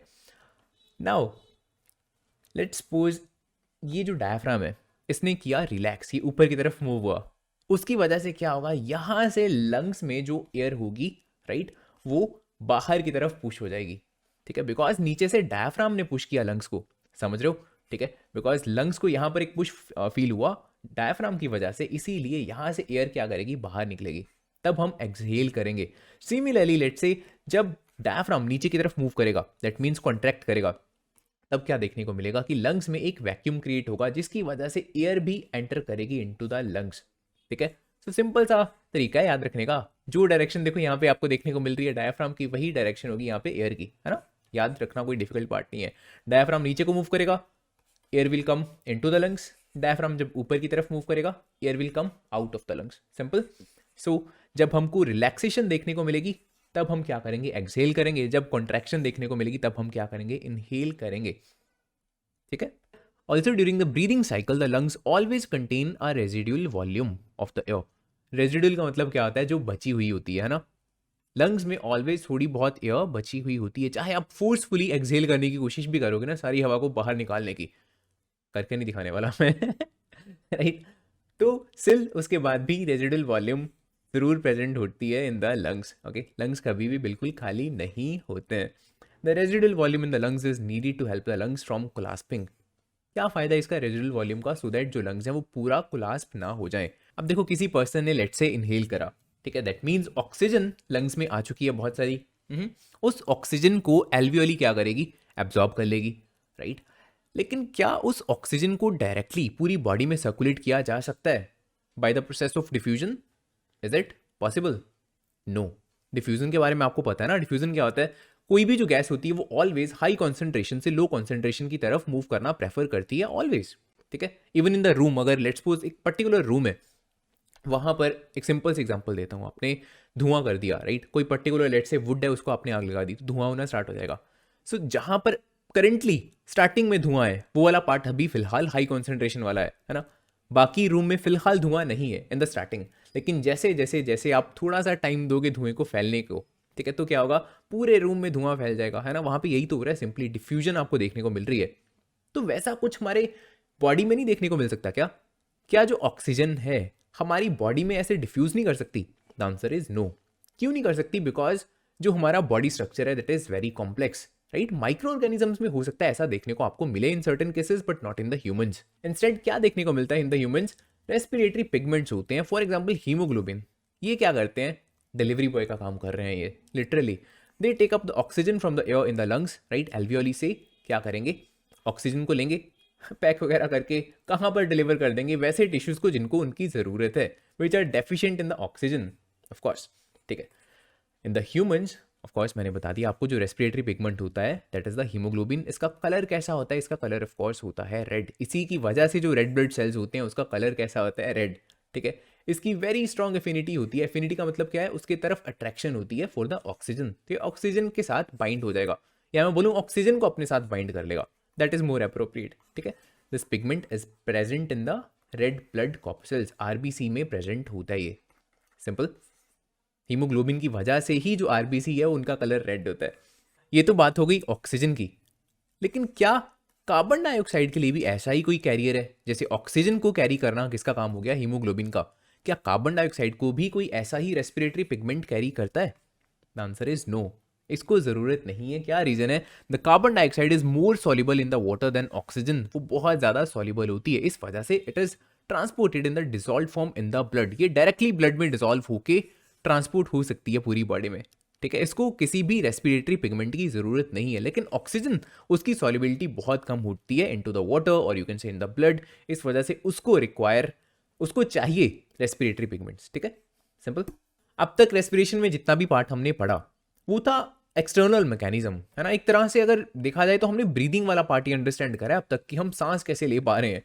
रेस्पिरेशन में देखा जाए तो अब तक हम पहुंचे नहीं अभी, है ना। अब बात करने वाले हैं हम सेलुलर रेस्पिरेशन की, बिकॉज जो रेस्पिरेशन है it takes place at the cellular level, cell के लेवल पर टेक प्लेस करती है। एक्चुअल में देखो यही प्रोसेस चल रहा है ना, दिस इज द रेस्पिरेशन, ये उसकी रिएक्शन है, ठीक है।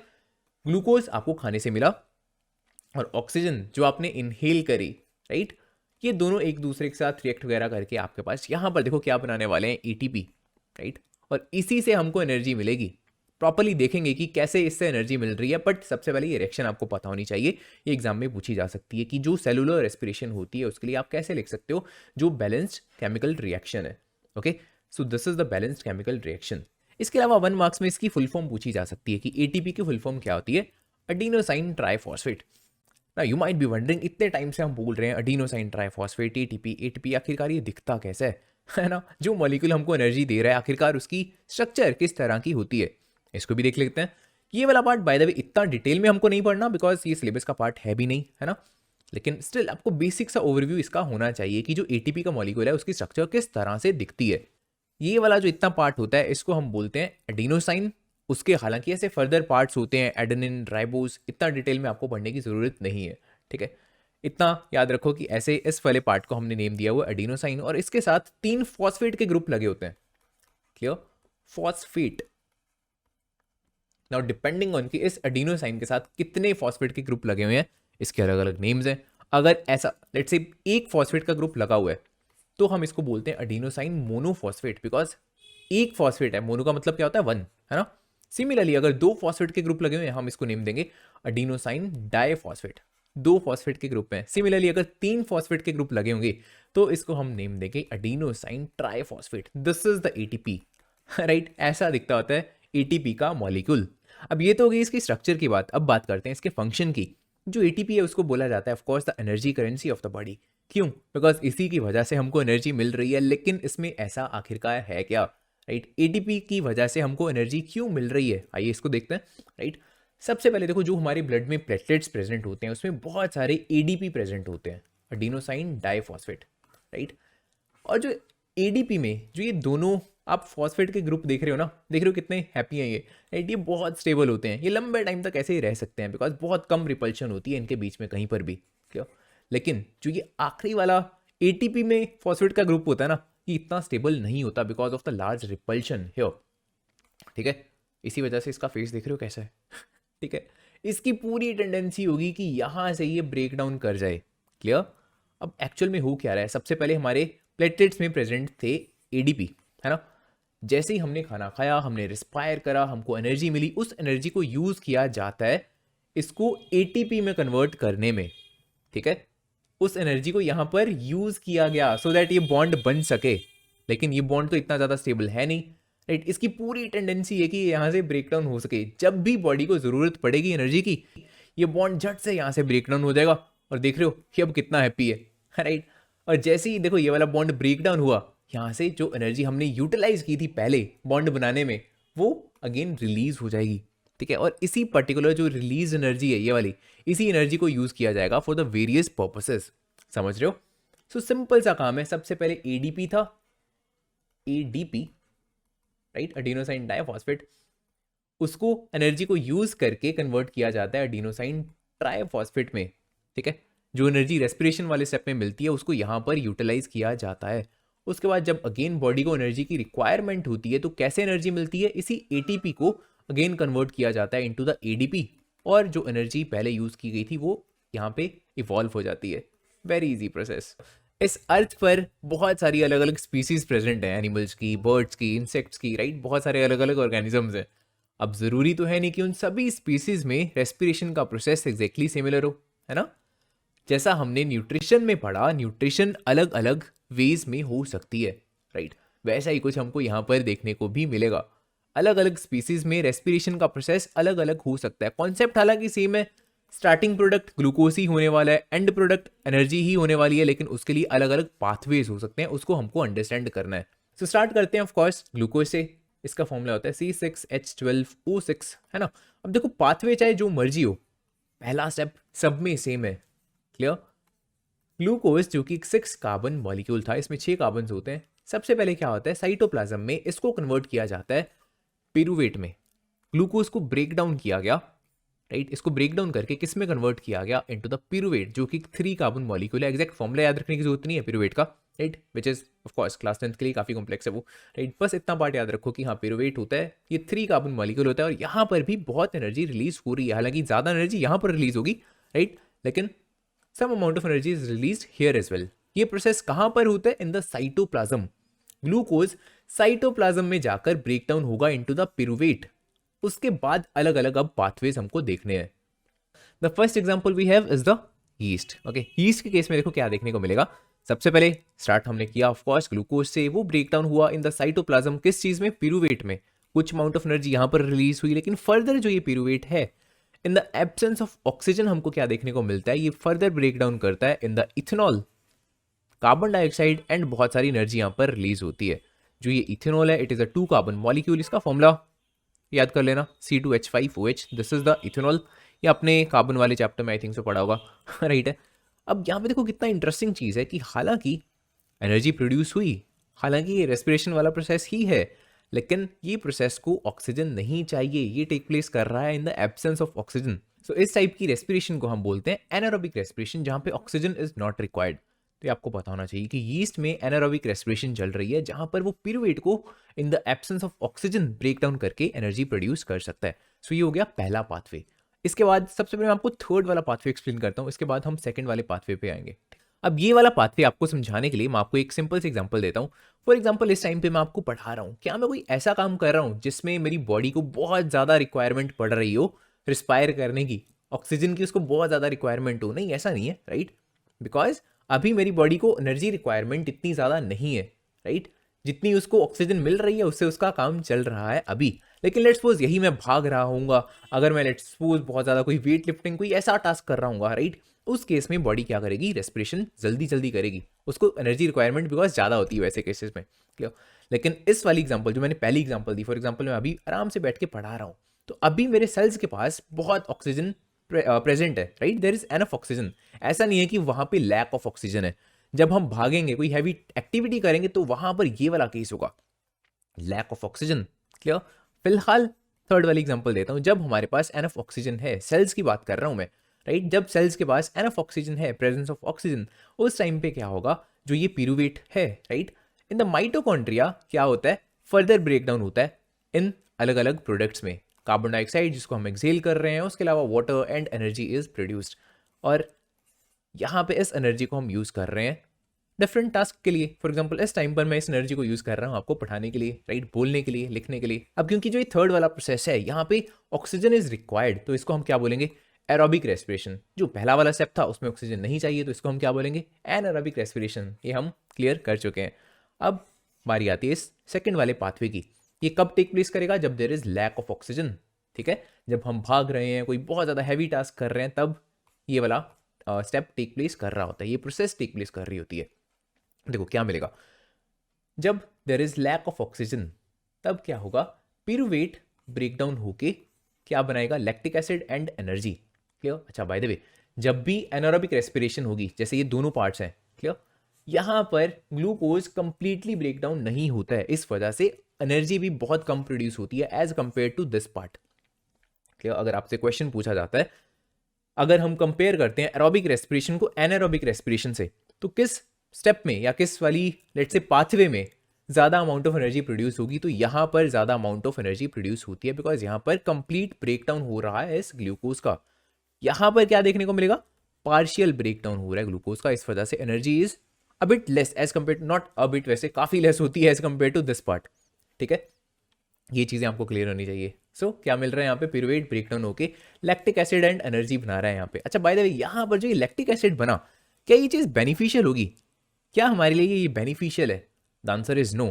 आपने देखा होगा जब आप बहुत हैवी टास्क करते हो, तो आफ्टर डूइंग दैट, राइट, पहले तो आपको पता नहीं लगता, right, but after some time आप क्या फील करते हो कि जो भी पार्ट इन्वॉल्व था उस पर्टिकुलर एक्टिविटी में, राइट, वो बहुत सोर फील होता है। फॉर एग्जाम्पल अगर आप भाग रहे थे बहुत टाइम के लिए, तो आपको लेग्स में सोरनेस फील होगी, राइट। सिमिलरली आप लेट्स सपोज पुशअप्स वगैरह लगा रहे हो, कोई भी आप ऐसा टास्क कर रहे हो, राइट, तो after some time you will feel a kind of soreness in those muscles. वो क्यों हो रहा है? Because in the muscles lactic acid is produce. Energy तो मिली आपको, लेकिन उसके साथ ये लैक्टिक एसिड प्रोड्यूस हुआ, which is not a beneficial thing you can say, right. उसकी वजह से सोरनेस फील होती है। आफ्टर सम टाइम वो सही हो जाएगा, लेकिन ये आपको पता होना चाहिए कि उसका रीजन ये होता है लैक्टिक एसिड जो प्रोड्यूस हो रहा होता है। अच्छा ये स्टिल बढ़िया कि लैक्टिक एसिड प्रोड्यूस हो रहा है यहाँ पे, ह्यूमंस में इथेनॉल नहीं प्रोड्यूस हो रहा है, यहाँ पे अल्कोहल नहीं प्रोड्यूस हो रहा। अदरवाइज हो सकता है एक्सरसाइजेस लगाने के बाद सोरनेस की बजाय आप ड्रंक फील करते। मजाक कर रहे हैं, इसको सीरियसली मत ले जाना बाय द वे। ठीक है, आगे चलते हैं। कैसे आप डिफरेंशिएट कर सकते हो एरोबिक रेस्पिरेशन में और एनारोबिक रेस्पिरेशन से, राइट? क्वेश्चंस मल्टीपल तरह के यहाँ से बन सकते हैं। असर्शन रीजनिंग टाइप का क्वेश्चन बन सकता है, हो सकता है डायरेक्टली भी आपसे क्वेश्चन पूछ लेंगे, इसको ध्यान से देख लेना। पहला पॉइंट हम ऑलरेडी डिस्कस कर ही चुके हैं, सबसे स्ट्रेट फॉरवर्ड है जो, राइट? एरोबिक में ऑक्सीजन चाहिए, अगली जो प्रोसेस है एनारोबिक, इसमें ऑक्सीजन नहीं चाहिए होती है। देन जो एरोबिक रेस्पिरेशन है, it begins in the cytoplasm, देखो, लेकिन it continues till the mitochondria. ठीक है, सो बिगिन ये हालांकि होती है साइटोप्लाज्म में, लेकिन it continues in the mitochondria. ऐसा नहीं है कि सिर्फ साइटोप्लाज्म में ही सारा प्रोसेस हो गया, लेकिन जो ये वाला प्रोसेस है एनारोबिक रेस्पिरेशन में, ये सारा प्रोसेस टेक प्लेस करता है इन द साइटोप्लाज्म। क्यों? ये जो प्रोसेस हैं पहले दोनों, ये सारे साइटोप्लाज्म में ही टेक प्लेस करेंगे। देन जो एरोबिक रेस्पिरेशन होती है, उसमें आपको ऑलरेडी बता चुका हूँ, कंप्लीट ब्रेकडाउन ऑफ ग्लूकोज होता है, उसकी वजह से एनर्जी भी ज़्यादा प्रोड्यूस होती है। लेकिन अगर हम बात करते हैं एनारोबिक रेस्पिरेशन की, बिकॉज वहाँ पर पार्शियल ब्रेकडाउन हो रहा है ग्लूकोज का, पूरा ब्रेकडाउन नहीं हो रहा, इस वजह से लेस एनर्जी इज प्रोड्यूस्ड, है ना? तो बहुत सिंपल से पॉइंट्स हैं, ये आपको क्लियर होने चाहिए। देन जो ये डिफरेंसेस हैं ब्रीदिंग और रेस्पिरेशन में, ये भी बहुत इंपॉर्टेंट है, इसको देखते हैं। क्लियर? ब्रीदिंग का मीनिंग क्या होता है? ये दोनों सेम चीज़ें नहीं है ऑफकोर्स। देखो, ब्रीदिंग में आप क्या कर रहे हो, inhalation and exhalation of air, आपने सांस अंदर लिया, सांस आपने बाहर छोड़ा, सिर्फ इतने से प्रोसेस को हम बोलते हैं ब्रीदिंग। लेकिन रेस्पिरेशन में सिर्फ इतना सा पार्ट नहीं है, जो ऑक्सीजन आपने इनहेल करी, राइट, उसकी हेल्प से आप ग्लूकोज को क्या कर रहे हो, ऑक्सीडाइज कर रहे हो टू ड्राइव द एनर्जी। सो उस प्रोसेस को बोलते हैं रेस्पिरेशन। ठीक है, एनर्जी मिलती है रेस्पिरेशन वाले स्टेप में, ब्रीदिंग वाले स्टेप में आपको एनर्जी नहीं मिल रही, समझ रहे हो? क्लियर? दैट्स वाई जो breathing it is called a physical process, because इसमें जस्ट आपने सांस अंदर लिया, सांस को बाहर छोड़ा और कुछ भी नहीं किया, it is just a physical process. लेकिन रेस्पिरेशन में, बिकॉज आपने ग्लूकोज को ऑक्सीडाइज करके एनर्जी प्रोड्यूस करी, आपने नए प्रोडक्ट्स को फॉर्म किया, इस वजह से इसको बोला जाता है biochemical process. Then in the breathing no energy is release, it is rather used. Of course जब आप ब्रीद करते हो आप एनर्जी को यूज करते हो, लेकिन रेस्पिरेशन वाले स्टेप में उल्टा है, एनर्जी इज रिलीज, यहाँ पे एनर्जी रिलीज हो रही है, आप एनर्जी प्रोड्यूस कर रहे हो, है ना? देन ब्रीदिंग वाला स्टेप एक्स्ट्रा सेलुलर प्रोसेस है, ये सेल के बाहरी लेवल पे चल रहा है। लेकिन respiration it is intra cellular process, इसमें हमने बात करी माइटोकॉन्ड्रिया की, साइटोप्लाज्म की, जो कि सेल्स के अंदर होते हैं, ऑफ कोर्स। ठीक है, इसी वजह से इसको हमने बोला intra cellular process. After that in the breathing only some organs take part, of course, right? अगर मैं बात करता हूँ आपकी आईज की, आपके ईयर्स की, इनका तो लेना देना ही नहीं है ना ब्रीदिंग के साथ, राइट? सो बहुत सारे ऐसे ऑर्गन्स होंगे जो पार्टिसिपेट ही नहीं कर रहे ब्रीदिंग में, लेकिन रेस्पिरेशन में ऐसा नहीं है, सिंगल सेल आपकी बॉडी में जो है वो पार्टिसिपेट करेगा रेस्पिरेशन में। ठीक है, it occurs in all the cells of the body. Then all the gases in the atmosphere are taken into the lungs, जितनी भी गैसेज हैं हमारे एटमोसफियर में, ऑफकोर्स आप उनको अंदर ले जाते हो लंग्स के। फॉर एग्जाम्पल अगर मैं नाइट्रोजन की भी बात करता हूँ, आपने इनहेल तो नाइट्रोजन भी करी, इन जनरल हम ऐसा जरूर बोलते हैं कि हाँ हाँ आपने सिर्फ ऑक्सीजन को इनहेल किया, कार्बन डाइऑक्साइड को एक्सहेल किया, बट ऐसा नहीं है कि सिर्फ इन दोनों गैसेज को आपने इनहेल या एक्सहेल करा, समझ रहे हो? आपकी नोज में कोई फिल्टर नहीं लगा हुआ जो बाकी गैसेज को अंदर नहीं जाने देगा। नाइट्रोजन मोस्ट अबंडेंट गैस है आपके एटमोसफियर में, आपकी सराउंडिंग में, तो नाइट्रोजन क्यों नहीं जाएगी आपके नोज के अंदर, आपके लंग्स के अंदर? आप इस चीज़ का आइडिया लगा के देखो, राइट? कोई फिल्टर थोड़ी ना लगा हुआ है, सिंपल सी बात है। जब आप ब्रीद कर रहे हो, एक्चुअल में सभी गैसेस को आप इनहेल कर रहे हो, सभी को एक्सहेल भी कर रहे होगे, लेकिन रेस्पिरेशन वाले स्टेप में सिर्फ ऑक्सीजन और CO2 पार्टिसिपेट करती हैं। ठीक है, आफ्टर दैट जो आखिरी पॉइंट है, breathing it is a voluntary process, इसको आप कंट्रोल कर सकते हो। फॉर एग्जाम्पल अगर मैं चाहूँ जल्दी सांस लेना या स्लो स्पीड पे सांस लेना, तो वो मैं कर सकता हूँ, लेकिन जो रेस्पिरेशन है वो वॉलेंट्री नहीं है, इट इज़ इनवॉलेंट्री। अगर मैं चाहूँ कि नहीं, इस पर्टिकुलर टाइम पे ऑक्सीडेशन नहीं करनी चाहता मैं ग्लूकोज की, ऐसा हो ही नहीं सकता। ठीक है, so this is involuntary process. अब बात कर लेते हैं थोड़ी सी प्लांट्स की। प्लांट्स भी बिकॉज लिविंग ऑर्गेनिज्म है, दैट मीन्स रेस्पिरेशन इनके लिए भी बहुत जरूरी है, रेस्पायर ये भी करेंगे, है ना? एंड बिकॉज इनके केसेस में भी क्या होती है, एरोबिक रेस्पिरेशन, दैट मीन्स ये भी कार्बन डाइऑक्साइड को रिलीज करते हैं। ठीक है, जब ये रेस्पायर करेंगे तो CO2 को क्या करेंगे, रिलीज करेंगे, end of course just like us oxygen को ये अब्जॉर्ब करेंगे। Okay, this is the process of respiration in the plants. You might say फिर ऐसा क्यों बोला जाता है कि जो प्लांट्स होते हैं वो ऑक्सीजन को रिलीज करते हैं? That is during the photosynthesis. Respiration और फोटोसिंथेसिस दोनों अलग अलग फिनोमिना है। ठीक है, वो चीज होती है ड्यूरिंग द फोटोसिंथेसिस। जब फोटोसिंथेसिस होगी, ड्यूरिंग द फोटोसिंथेसिस ये क्या करेंगे, ऑक्सीजन को रिलीज कर रहे होंगे, और जो कार्बन डाइऑक्साइड है उसको एब्जॉर्ब करते हैं, उसको यूटिलाइज कर रहे होते हैं ये। तो ये दोनों अलग अलग फिनोमिना है। अब हम कैसे पता लगा सकते हैं कि किसी भी पर्टिकुलर टाइम पे ज़्यादा कौन सा प्रोसेस चल रहा है? लेट्स से कार्बन डाइऑक्साइड ज़्यादा रिलीज कर रहे हैं ये, या ऑक्सीजन को रिलीज कर रहे हैं, वो डिपेंड करता है कि डे टाइम की बात कर रहे हैं हम या नाइट की बात कर रहे हैं. At the night when there is no photosynthesis occurring, because रात को सनलाइट ही नहीं है तो फोटोसिंथेसिस ये कर नहीं पाएंगे. ठीक है, सो फोटोसिंथेसिस अगर ये कर नहीं पाएंगे ये वाला प्रोसेस, तो क्या होगा, सिर्फ एंड सिर्फ रेस्पिरेशन चल रही होगी और ये CO2 को क्या कर रहे होंगे, रिलीज कर रहे होंगे. ठीक है, so CO2 elimination is the major activity going on at the night. लेकिन अगर सुबह की बात करेंगे तो सुबह दोनों प्रोसेसेस चल रही हैं. रिस्पायर तो उसने सारा दिन करना है और सारी रात भी करना है, क्लियर.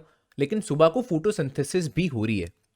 अब देखो सुबह, बिकॉज जो ये CO2 रिलीज करेंगे, ये वाली जो रेस्पिरेशन वाले स्टेप में इन्होंने रिलीज करी, उसको ये फर्दर डायरेक्टली यूटिलाइज कर लेते हैं in the process of photosynthesis. समझ रहे हो? ठीक है, सो दिन को हमको ये देखने को नहीं मिलता कि जो प्लांट्स हैं वो कार्बन डाइऑक्साइड को एक्सेल कर रहे हैं, उसको रिलीज कर रहे हैं. नो, हमको ऐसा नहीं देखने को मिलेगा. During the day CO2 generated during the respiration is used up for the photosynthesis, उसको डायरेक्टली यूज कर रहे हैं इन द फोटोसिंथेसिस. इस वजह से there is no carbon dioxide release. Instead क्या देखने को मिलेगा, सुबह ऑक्सीजन को वो रिलीज करेंगे. ठीक है, oxygen release is the major activity. ये आपको क्लियर होना चाहिए. अब चलते हैं हमारी तीसरी लाइफ प्रोसेस पे, विच इज द ट्रांसपोर्टेशन. देखो ट्रांसपोर्टेशन का सिंपल टर्म्स में मीनिंग क्या होता है, किसी भी एक चीज को एक लोकेशन से दूसरी लोकेशन तक लेके जाना. That is called the transportation. And इस पर्टिकुलर टॉपिक में हम स्पेसिफिकली बात करने वाले हैं एक तो ब्लड का ट्रांसपोर्ट और लिम्फ का ट्रांसपोर्ट. ब्लड का ट्रांसपोर्ट सबसे पहले पढ़ेंगे, देन लास्ट में बात करेंगे लिम्फ के बारे में. ठीक है, कि लिम्फ होता क्या है, उसका ट्रांसपोर्ट बॉडी में कैसा होता है, वगैरह वगैरह. सो ब्लड के ट्रांसपोर्ट के लिए हमारी बॉडी में we have a network of vessels. बहुत सारी ब्लड वेसल्स हैं जिसको हमने अलग अलग वे में डिवाइड करा हुआ है, राइट. ये आपने छोटी क्लासेस में पढ़ा हुआ है, आर्टरीज, वेन्स एंड कैपिलरीज. इसका एक ब्रीफ सा मैंने ओवरव्यू दिया हुआ है, ऑफकोर्स ये भी आपने पढ़ा होगा. Arteries carry blood from the heart to various part of body, and इसी वजह से इसमें ब्लड का प्रेशर कैसा होता है, हाई. अगर हम वेन्स की बात करते हैं, veins carry blood from the various parts of body to the heart, है ना. हार्ट तक ब्लड को लेके जाना इसका काम होता है. इस वजह से इसके वेन्स के केस में जो ब्लड प्रेशर होता है that is very low as compare to the arteries. ठीक है, आर्टरीज ब्लड को हार्ट से पंप करती हुई ले जा रही हैं दूसरी पार्ट ऑफ बॉडी से बॉडी तक. ठीक है, तो इस वजह से यहाँ पे हाई होगा. वेन्स में जो ब्लड प्रेशर है वो बहुत लो होगा. ठीक है, then arteries generally carry oxygenated blood, लेकिन पल्मोनरी आर्टरी के केस में उल्टा है. Pulmonary artery contains deoxygenated blood, है ना. सिमिलरली जो वेन्स होती हैं they usually carry the deoxygenated blood, लेकिन पल्मोनरी जो वेन है it carries the oxygenated blood. ठीक है, तो ये दोनों के केस में उल्टा होता है. क्यों होता है ये सब भी हम देखेंगे, पहले जैसे ओवरव्यू दिया हुआ है मैंने. ठीक है, ये आपको क्लियर होना चाहिए. अब अगर इस डायग्राम की मैं बात करता हूँ तो यहाँ पे क्या क्या चीज़ें ज़रूरी हैं पढ़ने वाली. पहला तो जो ये हार्ट के अलग अलग चैम्बर्स हैं, right atrium, left atrium, right ventricle और लेफ्ट वेंट्रिकल, इसके बारे में हमको पढ़ना है कि कौन सा जो चैम्बर है उसमें किस तरह का ब्लड होता है, राइट. कौन सी लेट से ब्लड वेसल्स होती हैं जो वहाँ पर ब्लड को पहुँचाती हैं, वहाँ से ब्लड वेसल्स जाता कहाँ पर है, ऐसी चीज़ें हमको पढ़नी है, राइट. और सेकेंडली ऑफकोर्स जो ब्लड वेसल्स हैं, right, aorta, pulmonary artery, pulmonary veins और वीना कावा, इनके बारे में हमको डिटेल में पढ़ना है. जो ये सेप्टम है इसके बारे में कुछ डिटेल में नहीं पढ़ना, जस्ट इतना याद रखो कि this is the dividing wall जो कि सेपरेट कर रहा है हार्ट के लेफ्ट पार्ट को राइट पार्ट से. That's it. So these are the 4 chambers of the heart, right atrium, right ventricle, left atrium, left ventricle. सबसे पहली चीज अब जो याद रखने वाली है यहाँ पर कि किन किन चैम्बर्स में किस टाइप का ब्लड मिलेगा आपको. ठीक है, सो याद रखना इस पार्ट को. अगर मैं बात करता हूँ राइट चैम्बर्स की, that means right atrium, right ventricle, they both contain the deoxygenated blood. Similarly अगर मैं बात करता हूँ लेफ्ट वाले चैम्बर्स की, सो लेफ्ट एट्रियम हो गया और लेफ्ट वेंट्रिकल हो गया, दे कंटेन द ऑक्सीजनेटेड ब्लड. पहली चीज ये जरूर याद आपको होनी चाहिए. ठीक है, उसके अलावा कौन सा पार्ट किस टाइप का है. For example the atrium, they are the thin walled, the ventricle they are the thick walled. ऐसा क्यों होता है, ऐसा कुछ आपने वहां पर भी पढ़ा होगा. आर्टरीज और वेन्स के केस में आर्टरीज थिक वॉल्ड होती हैं, जो वेन्स होती हैं वो थिन वॉल्ड होती हैं, राइट. जो भी लेट्स सपोज अगर मैं चैम्बर की बात कर लूँ, चाहे मैं ब्लड वेसल की बात कर लूँ, कोई भी पार्ट अगर थिक वॉल्ड है तो इसका सिंपल सा मीनिंग ये है कि उसमें से ब्लड बहुत ज़्यादा हाई प्रेशर से मूव होता होगा. ठीक है, इसी वजह से वो वाला पार्ट क्या होता है, it is thick walled, so that वो उसको विदस्टैंड कर पाए प्रेशर को. क्लियर. सिमिलरली अगर कोई भी ब्लड वेसल, कोई भी चैम्बर लेट से थिन वॉल्ड है, तो इसका सिंपल सा मीनिंग क्या होता है कि वहाँ पर जो ब्लड का प्रेशर होगा वो इतना ज़्यादा नहीं होता होगा, इस वजह say that is thin walled. ठीक है, उसको इतनी टेंशन लेने की जरूरत नहीं है कि प्रेशर को विदस्टैंड करना है.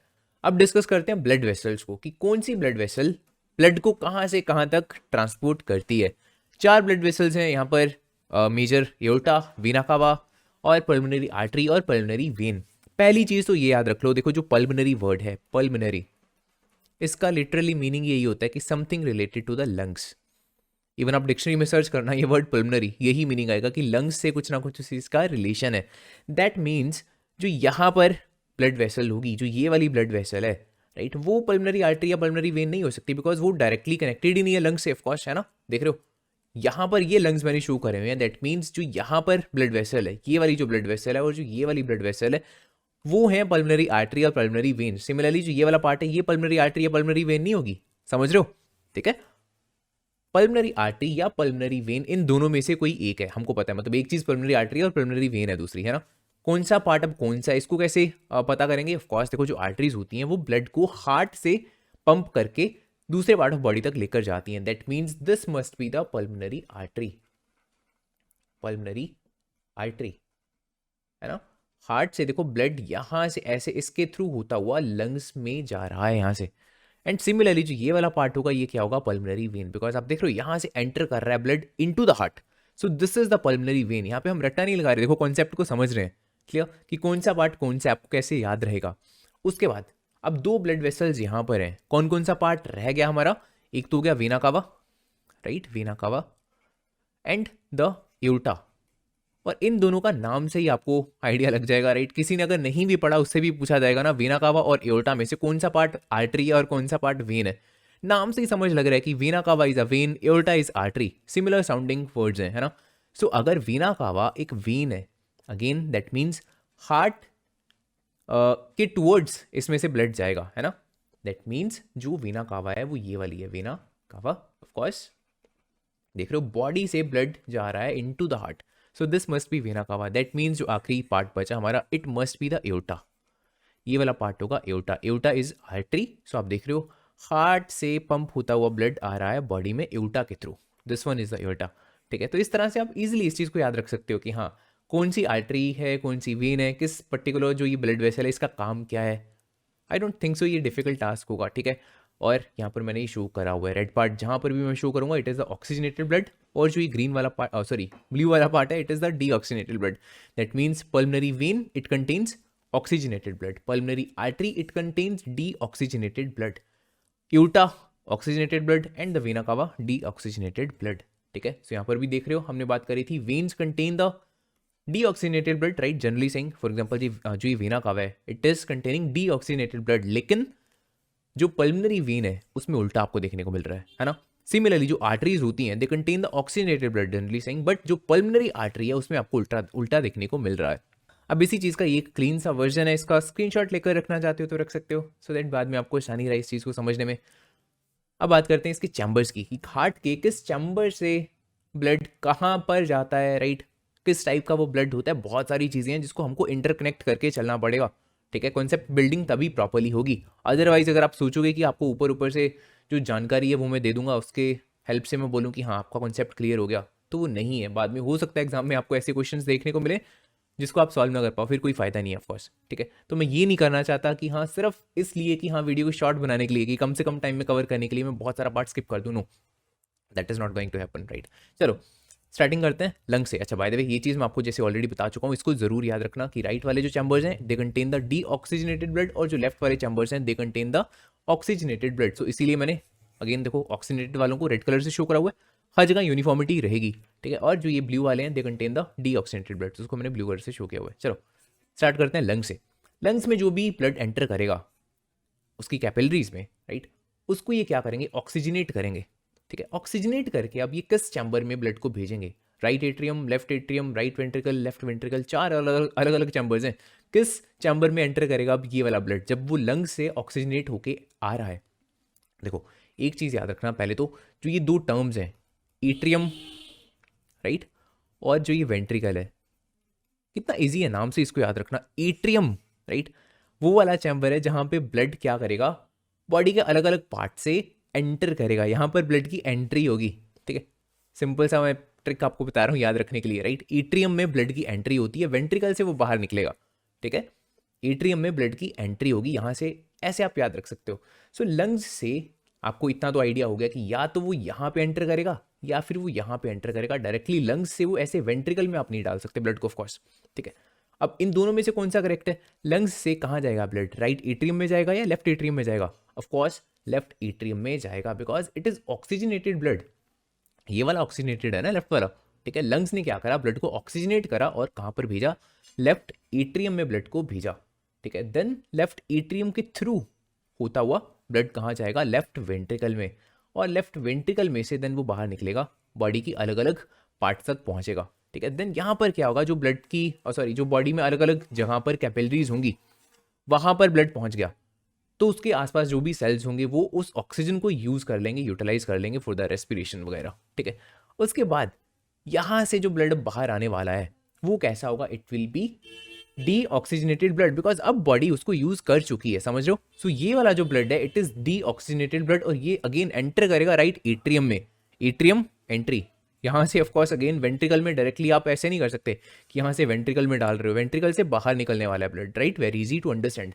बॉडी से एंटर करा राइट एट्रियम में, देन उसके अंदर से होता हुआ जो ये ब्लड है राइट एट्रियम से वो एंटर करेगा राइट वेंट्रिकल में, एंड फाइनली राइट वेंट्रिकल के यहाँ से ब्लड एंटर करेगा टू द लंग्स। जो ये ब्लू वाला है it is again D oxygenated blood, वो दोबारा से लंग्स की तरफ क्यों गया, सो दैट उसको दोबारा से ऑक्सीजनेट किया जा सके, सिंपल, ठीक है। सो ये वाला पार्ट भी डी ऑक्सीजनेटेड है, ठीक है, और जो ये रेड वाले पार्ट्स हैं they are the oxygenated blood.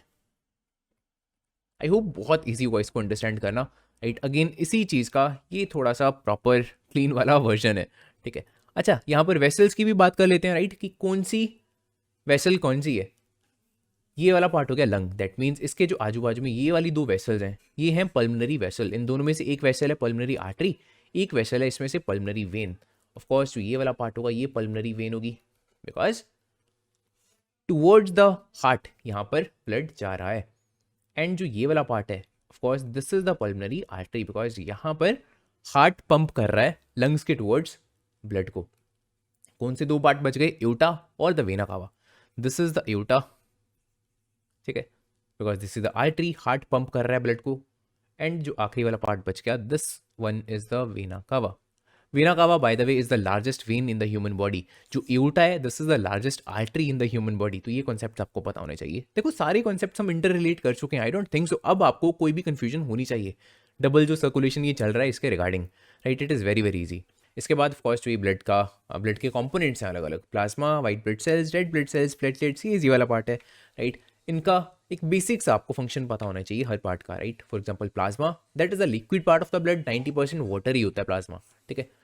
Platelets क्या होते हैं, they help in the blood clotting. आपने देखा होगा जब भी इंजरी होती है तो जो ब्लड होता है it rushes towards the site of injury, है ना, तो उसके बाद क्या होता है ब्लड वहाँ पर क्लॉटिंग बना लेता है, तो वो प्लेटलेट्स की वजह से हो रहा है, राइट। अगर लेट से किसी पर्टिकुलर केस में जो आपके ब्लड में प्लेटलेट्स हैं वो बहुत कम हो जाते हैं तो ब्लड की क्लॉटिंग बहुत अच्छे से नहीं हो पाएगी, ठीक है। रेड ब्लड सेल्स क्या होते हैं, दे कंटेन द हीमोग्लोबिन, और हीमोग्लोबिन की वजह से ही जो ब्लड है उसका कलर कैसा आता है, रेड कलर आता है। अदरवाइज अगर मैं प्लाज्मा की बात करता हूँ तो बहुत डल सा येलोइश सा कलर होता है, हालांकि it is very clear, right, but a little bit yellowish colour होता है। जो रेड कलर आ रहा है ब्लड का that is due to the red blood cells, उसमें भी स्पेसिफिकली क्यों, ड्यू टू द हीमोग्लोबिन, ठीक है। हीमोग्लोबिन का कलर होता है रेड, ओके। और haemoglobin is very very important because यही वो वाला पिगमेंट है जो क्या करता है, ऑक्सीजन को अपने साथ बाइंड करता है। अगर हीमोग्लोबिन ना होता तो ऑक्सीजन को बाइंड कौन करता अपने साथ, राइट। और अगर ऑक्सीजन को बाइंड करने वाला कोई रेस्पिरेटरी पिगमेंट ना होता तो अगेन हमने क्या बोला था कि जो ऑक्सीजन है वो डिफ्यूजन के प्रोसेस से इतना इजीली एक पार्ट से दूसरे पार्ट तक ट्रांसपोर्ट ना कर पाती, ठीक है। सो ये चीज़ें हैं। देन जो वाइट ब्लड सेल्स हैं उसको ल्यूकोसाइट्स बोला जाता है, they are involve in the protecting the body against the infectious diseases. In fact आपने देखा होगा किसी को भी लेट्स सपोज कोई डिजीज़ होती है, लेट से कोई वायरल डिजीज़ होती है, आप ब्लड टेस्ट करा के देखना, आप कंपेयर कर लेना दो रिपोर्ट्स को, राइट, एक जो पहले वाली रिपोर्ट है और जो बाद वाली रिपोर्ट है, ठीक है। आप सिग्निफिकेंट डिफरेंस देखोगे in the number of the white blood sales. Suddenly आपको एक जंप देखने को मिलेगा, वाइट ब्लड सेल्स होंगे ना बहुत ज़्यादा इंक्रीज हो जाते हैं, राइट, जब उसको लगता है कि हाँ ज़रूरत है। वो क्यों होता है, because they are fighting against जो डिजीजेज होती हैं, राइट। जो भी कोई पर्टिकुलर लेट से इन्वेडर है बाहर से आपकी बॉडी में एंटर कर गया तो उसके साथ वो फाइट कर रहे होते हैं, ठीक है। सो ये सारा इसका बेसिक सा कॉन्सेप्ट आपको क्लियर होना चाहिए। डबल सर्कुलेशन प्रॉपर इसकी डेफिनेशन देख लेना, राइट, कि डबल सर्कुलेशन की डेफिनेशन क्या होती है, किन किन पर्टिकुलर टाइप के एनिमल्स में ये पाया जाता है, ये किस किस टाइप की स्पीशीज में पाया जाता है, एम्फीबियंस में, रेप्टाइल्स में, बर्ड्स में, मैमल्स में, राइट। एम्फीबियन फॉर एग्जांपल ये फ्रो हो गया, रेप्टाइल फॉर एग्जाम्पल ये स्नेक हो गया, बर्ड्स में और एनिमल्स में, इन सभी में डबल सर्कुलेशन ही चल रही होती है। Okay, then our next major topic is the lymphatic system के बारे में हम इसमें पढ़ने वाले हैं, जो कि बायोलॉजिकली भी बहुत इंपॉर्टेंट टॉपिक है और एग्जामिनेशन पॉइंट ऑफ व्यू से भी बहुत इंपॉर्टेंट ये टॉपिक है। ओके, इसको समझाने के लिए मैं एक सिंपल सी एनालॉजी देता हूँ आपको वाटर पाइप की। लेट्स से ये एक पर्टिकुलर वाटर पाइप है जिसमें एक पर्टिकुलर डायरेक्शन में वाटर फ्लो कर रहा है, लेकिन अगर मैं छोटी छोटी लेट्स से लेंस को छोड़कर ऐसे थोड़ी थोड़ी दूर छोटे छोटे होल्स क्रिएट कर दूं उस पाइप में, तो क्या होगा?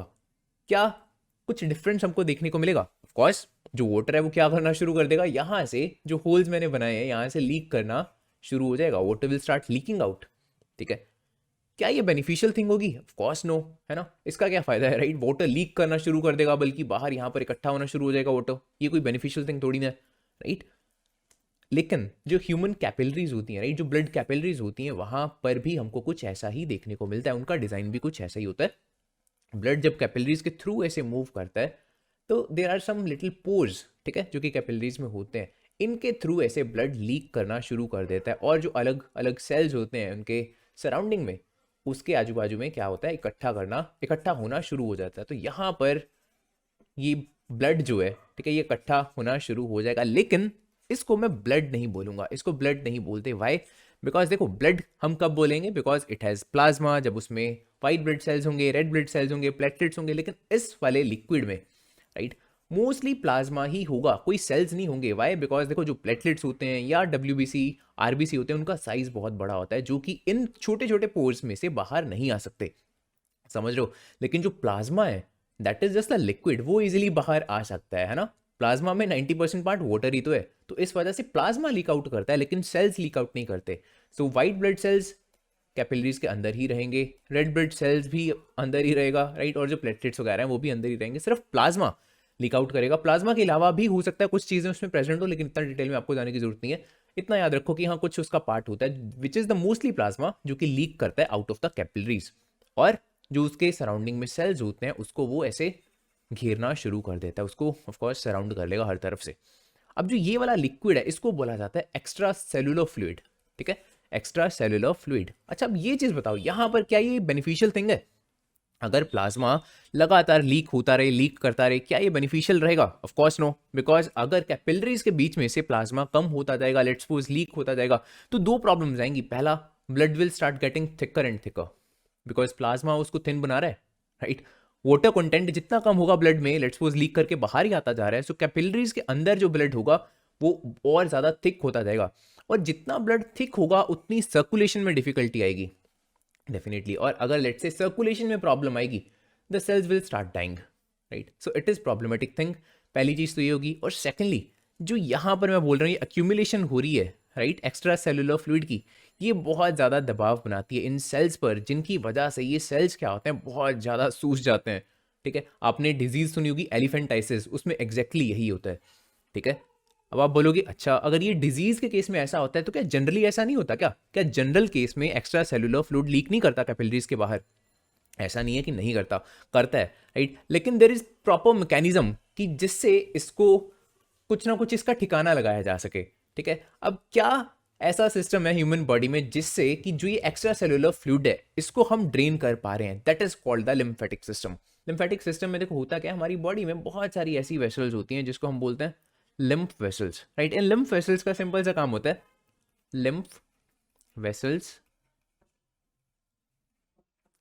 का सिंपल सा काम होता है इस एक्स्ट्रा सेलुलर फ्लूइड को क्या करना, एब्जॉर्ब करना, ठीक है। ये जितना भी एक्स्ट्रा सेलुलर फ्लूइड है ना, ये यहाँ पर आके इकट्ठा हो जाएगा, ठीक है, इनटू द लिम्फ वेसल्स, और यहाँ से इस चीज़ का सफाया हो जाएगा, ठीक है। सो देख रहे हो कितना फायदे वाली चीज़ है ये जितना फ्लूइड था ये सारा साफ होकर एब्जॉर्ब हो जाएगा बेसिकली उसके अंदर, राइट, इन लिम्फ वेसल्स में। और अब जब वो लिक्विड है, जब वो एक्स्ट्रा सेलुलर फ्लूइड था वो एब्जॉर्ब हो चुका है इनटू द लिम्फ वेसल्स, उस टाइम पर हम इसको नेम देते हैं लिम्फ, ठीक है। अब जो ये फ्लूइड है इसको हम बोलेंगे lymph.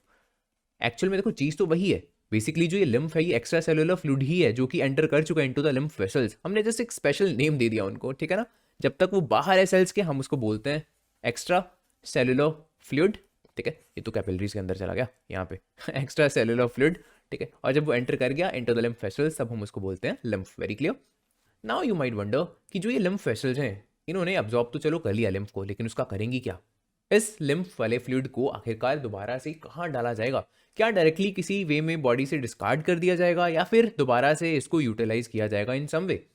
And right answer is second option, right? इसको यूटिलाइज किया जाएगा, डिस्कार्ड नहीं किया जाएगा। बिकॉज अगर मानकर चलो रोज ऐसा होता कि बहुत सारा लिम्फ एक्सक्रीट किया जाता इन सर्टन वे, तो ब्लड अगेन बहुत ज़्यादा थिक हो जाना था, तो वो प्रॉब्लमेटिक चीज़ हो जाएगी। जो ये लिम्फ है ये बहुत काम की चीज़ है, बिकॉज देखो प्लाज्मा है इसमें ज़्यादा से ज़्यादा पार्ट, ठीक है? तो इसको दोबारा से सेंस यही बनती है ना कि दोबारा से ब्लड में ऐड किया जाए, ठीक है? तो जो ये लिम्फ वेसल्स हैं, राइट, जैसे मैंने ये इनका पहला किनारा दिखाया हुआ है, इनका एक एंड यहाँ पे है, ठीक है? तो इनका दूसरा एंड कहाँ पे होगा? कहीं ना कहीं पे किसी ना किसी लेट से वेन वगैरह के साथ कनेक्टेड होगा, सो दैट दोबारा से इसी लिम्फ को ऐड करा जा सके into the veins. Very interesting. अब बात करते हैं हमारी आखिरी लाइफ प्रोसेस की, दैट इज द एक्सक्रीशन। इसका मतलब क्या होता है? वेस्ट प्रोडक्ट्स को बॉडी से बाहर निकालना। और स्पेसिफिकली इस पर्टिकुलर टॉपिक में कौन से वेस्ट प्रोडक्ट्स की हम बात करने वाले हैं? नाइट्रोजनस वेस्ट प्रोडक्ट्स की। क्या मीनिंग होता है इनका? ऐसे वेस्ट प्रोडक्ट्स जिसमें नाइट्रोजन का कोई ना कोई कंपाउंड इन्वॉल्व हो। For example ammonia, for example the urea, ठीक है? यूरिया जो है इसका फॉर्मूला ये होता है, right? This is the urea. In mammals अगर मैं बात करता हूँ, urea is the nitrogenous waste. कुछ स्पीसीज में आपको अमोनिया देखने को मिलेगा एज द वेस्ट प्रोडक्ट, लेकिन ये दोनों ही जो वेस्ट प्रोडक्ट्स हैं, अमोनिया की बात कर लूँ चाहे मैं यूरिया की बात कर लूँ, ये टॉक्सिक हैं, ठीक है? तो बॉडी ऑलवेज चाहेगी कि इनको किसी ना किसी वे से एलिमिनेट करे, ठीक है? तो उसके लिए हम ये पढ़ने वाले हैं कि कैसा ह्यूमंस का एक्सक्रीटरी सिस्टम हमको देखने को मिलता है। अब यहाँ पे जो अलग अलग ये ऑर्गन्स इन्वॉल्व हैं, इसकी फंक्शनिंग और इनकी स्ट्रक्चर, सिर्फ ये दो चीज़ें होती हैं जिनके बारे में थोड़ा सा आपको पढ़ना होता है, ठीक है? लेकिन ऑफ कोर्स जो सबसे इंपॉर्टेंट पार्ट यहाँ पे प्ले कर रहा है organ, that is the kidney, है ना? इसका काम है जो अनफिल्टर्ड ब्लड इसके पास आ रहा है, जिसमें बहुत सारा यूरिया वगैरह प्रेजेंट है, उसको कैसा बनाना?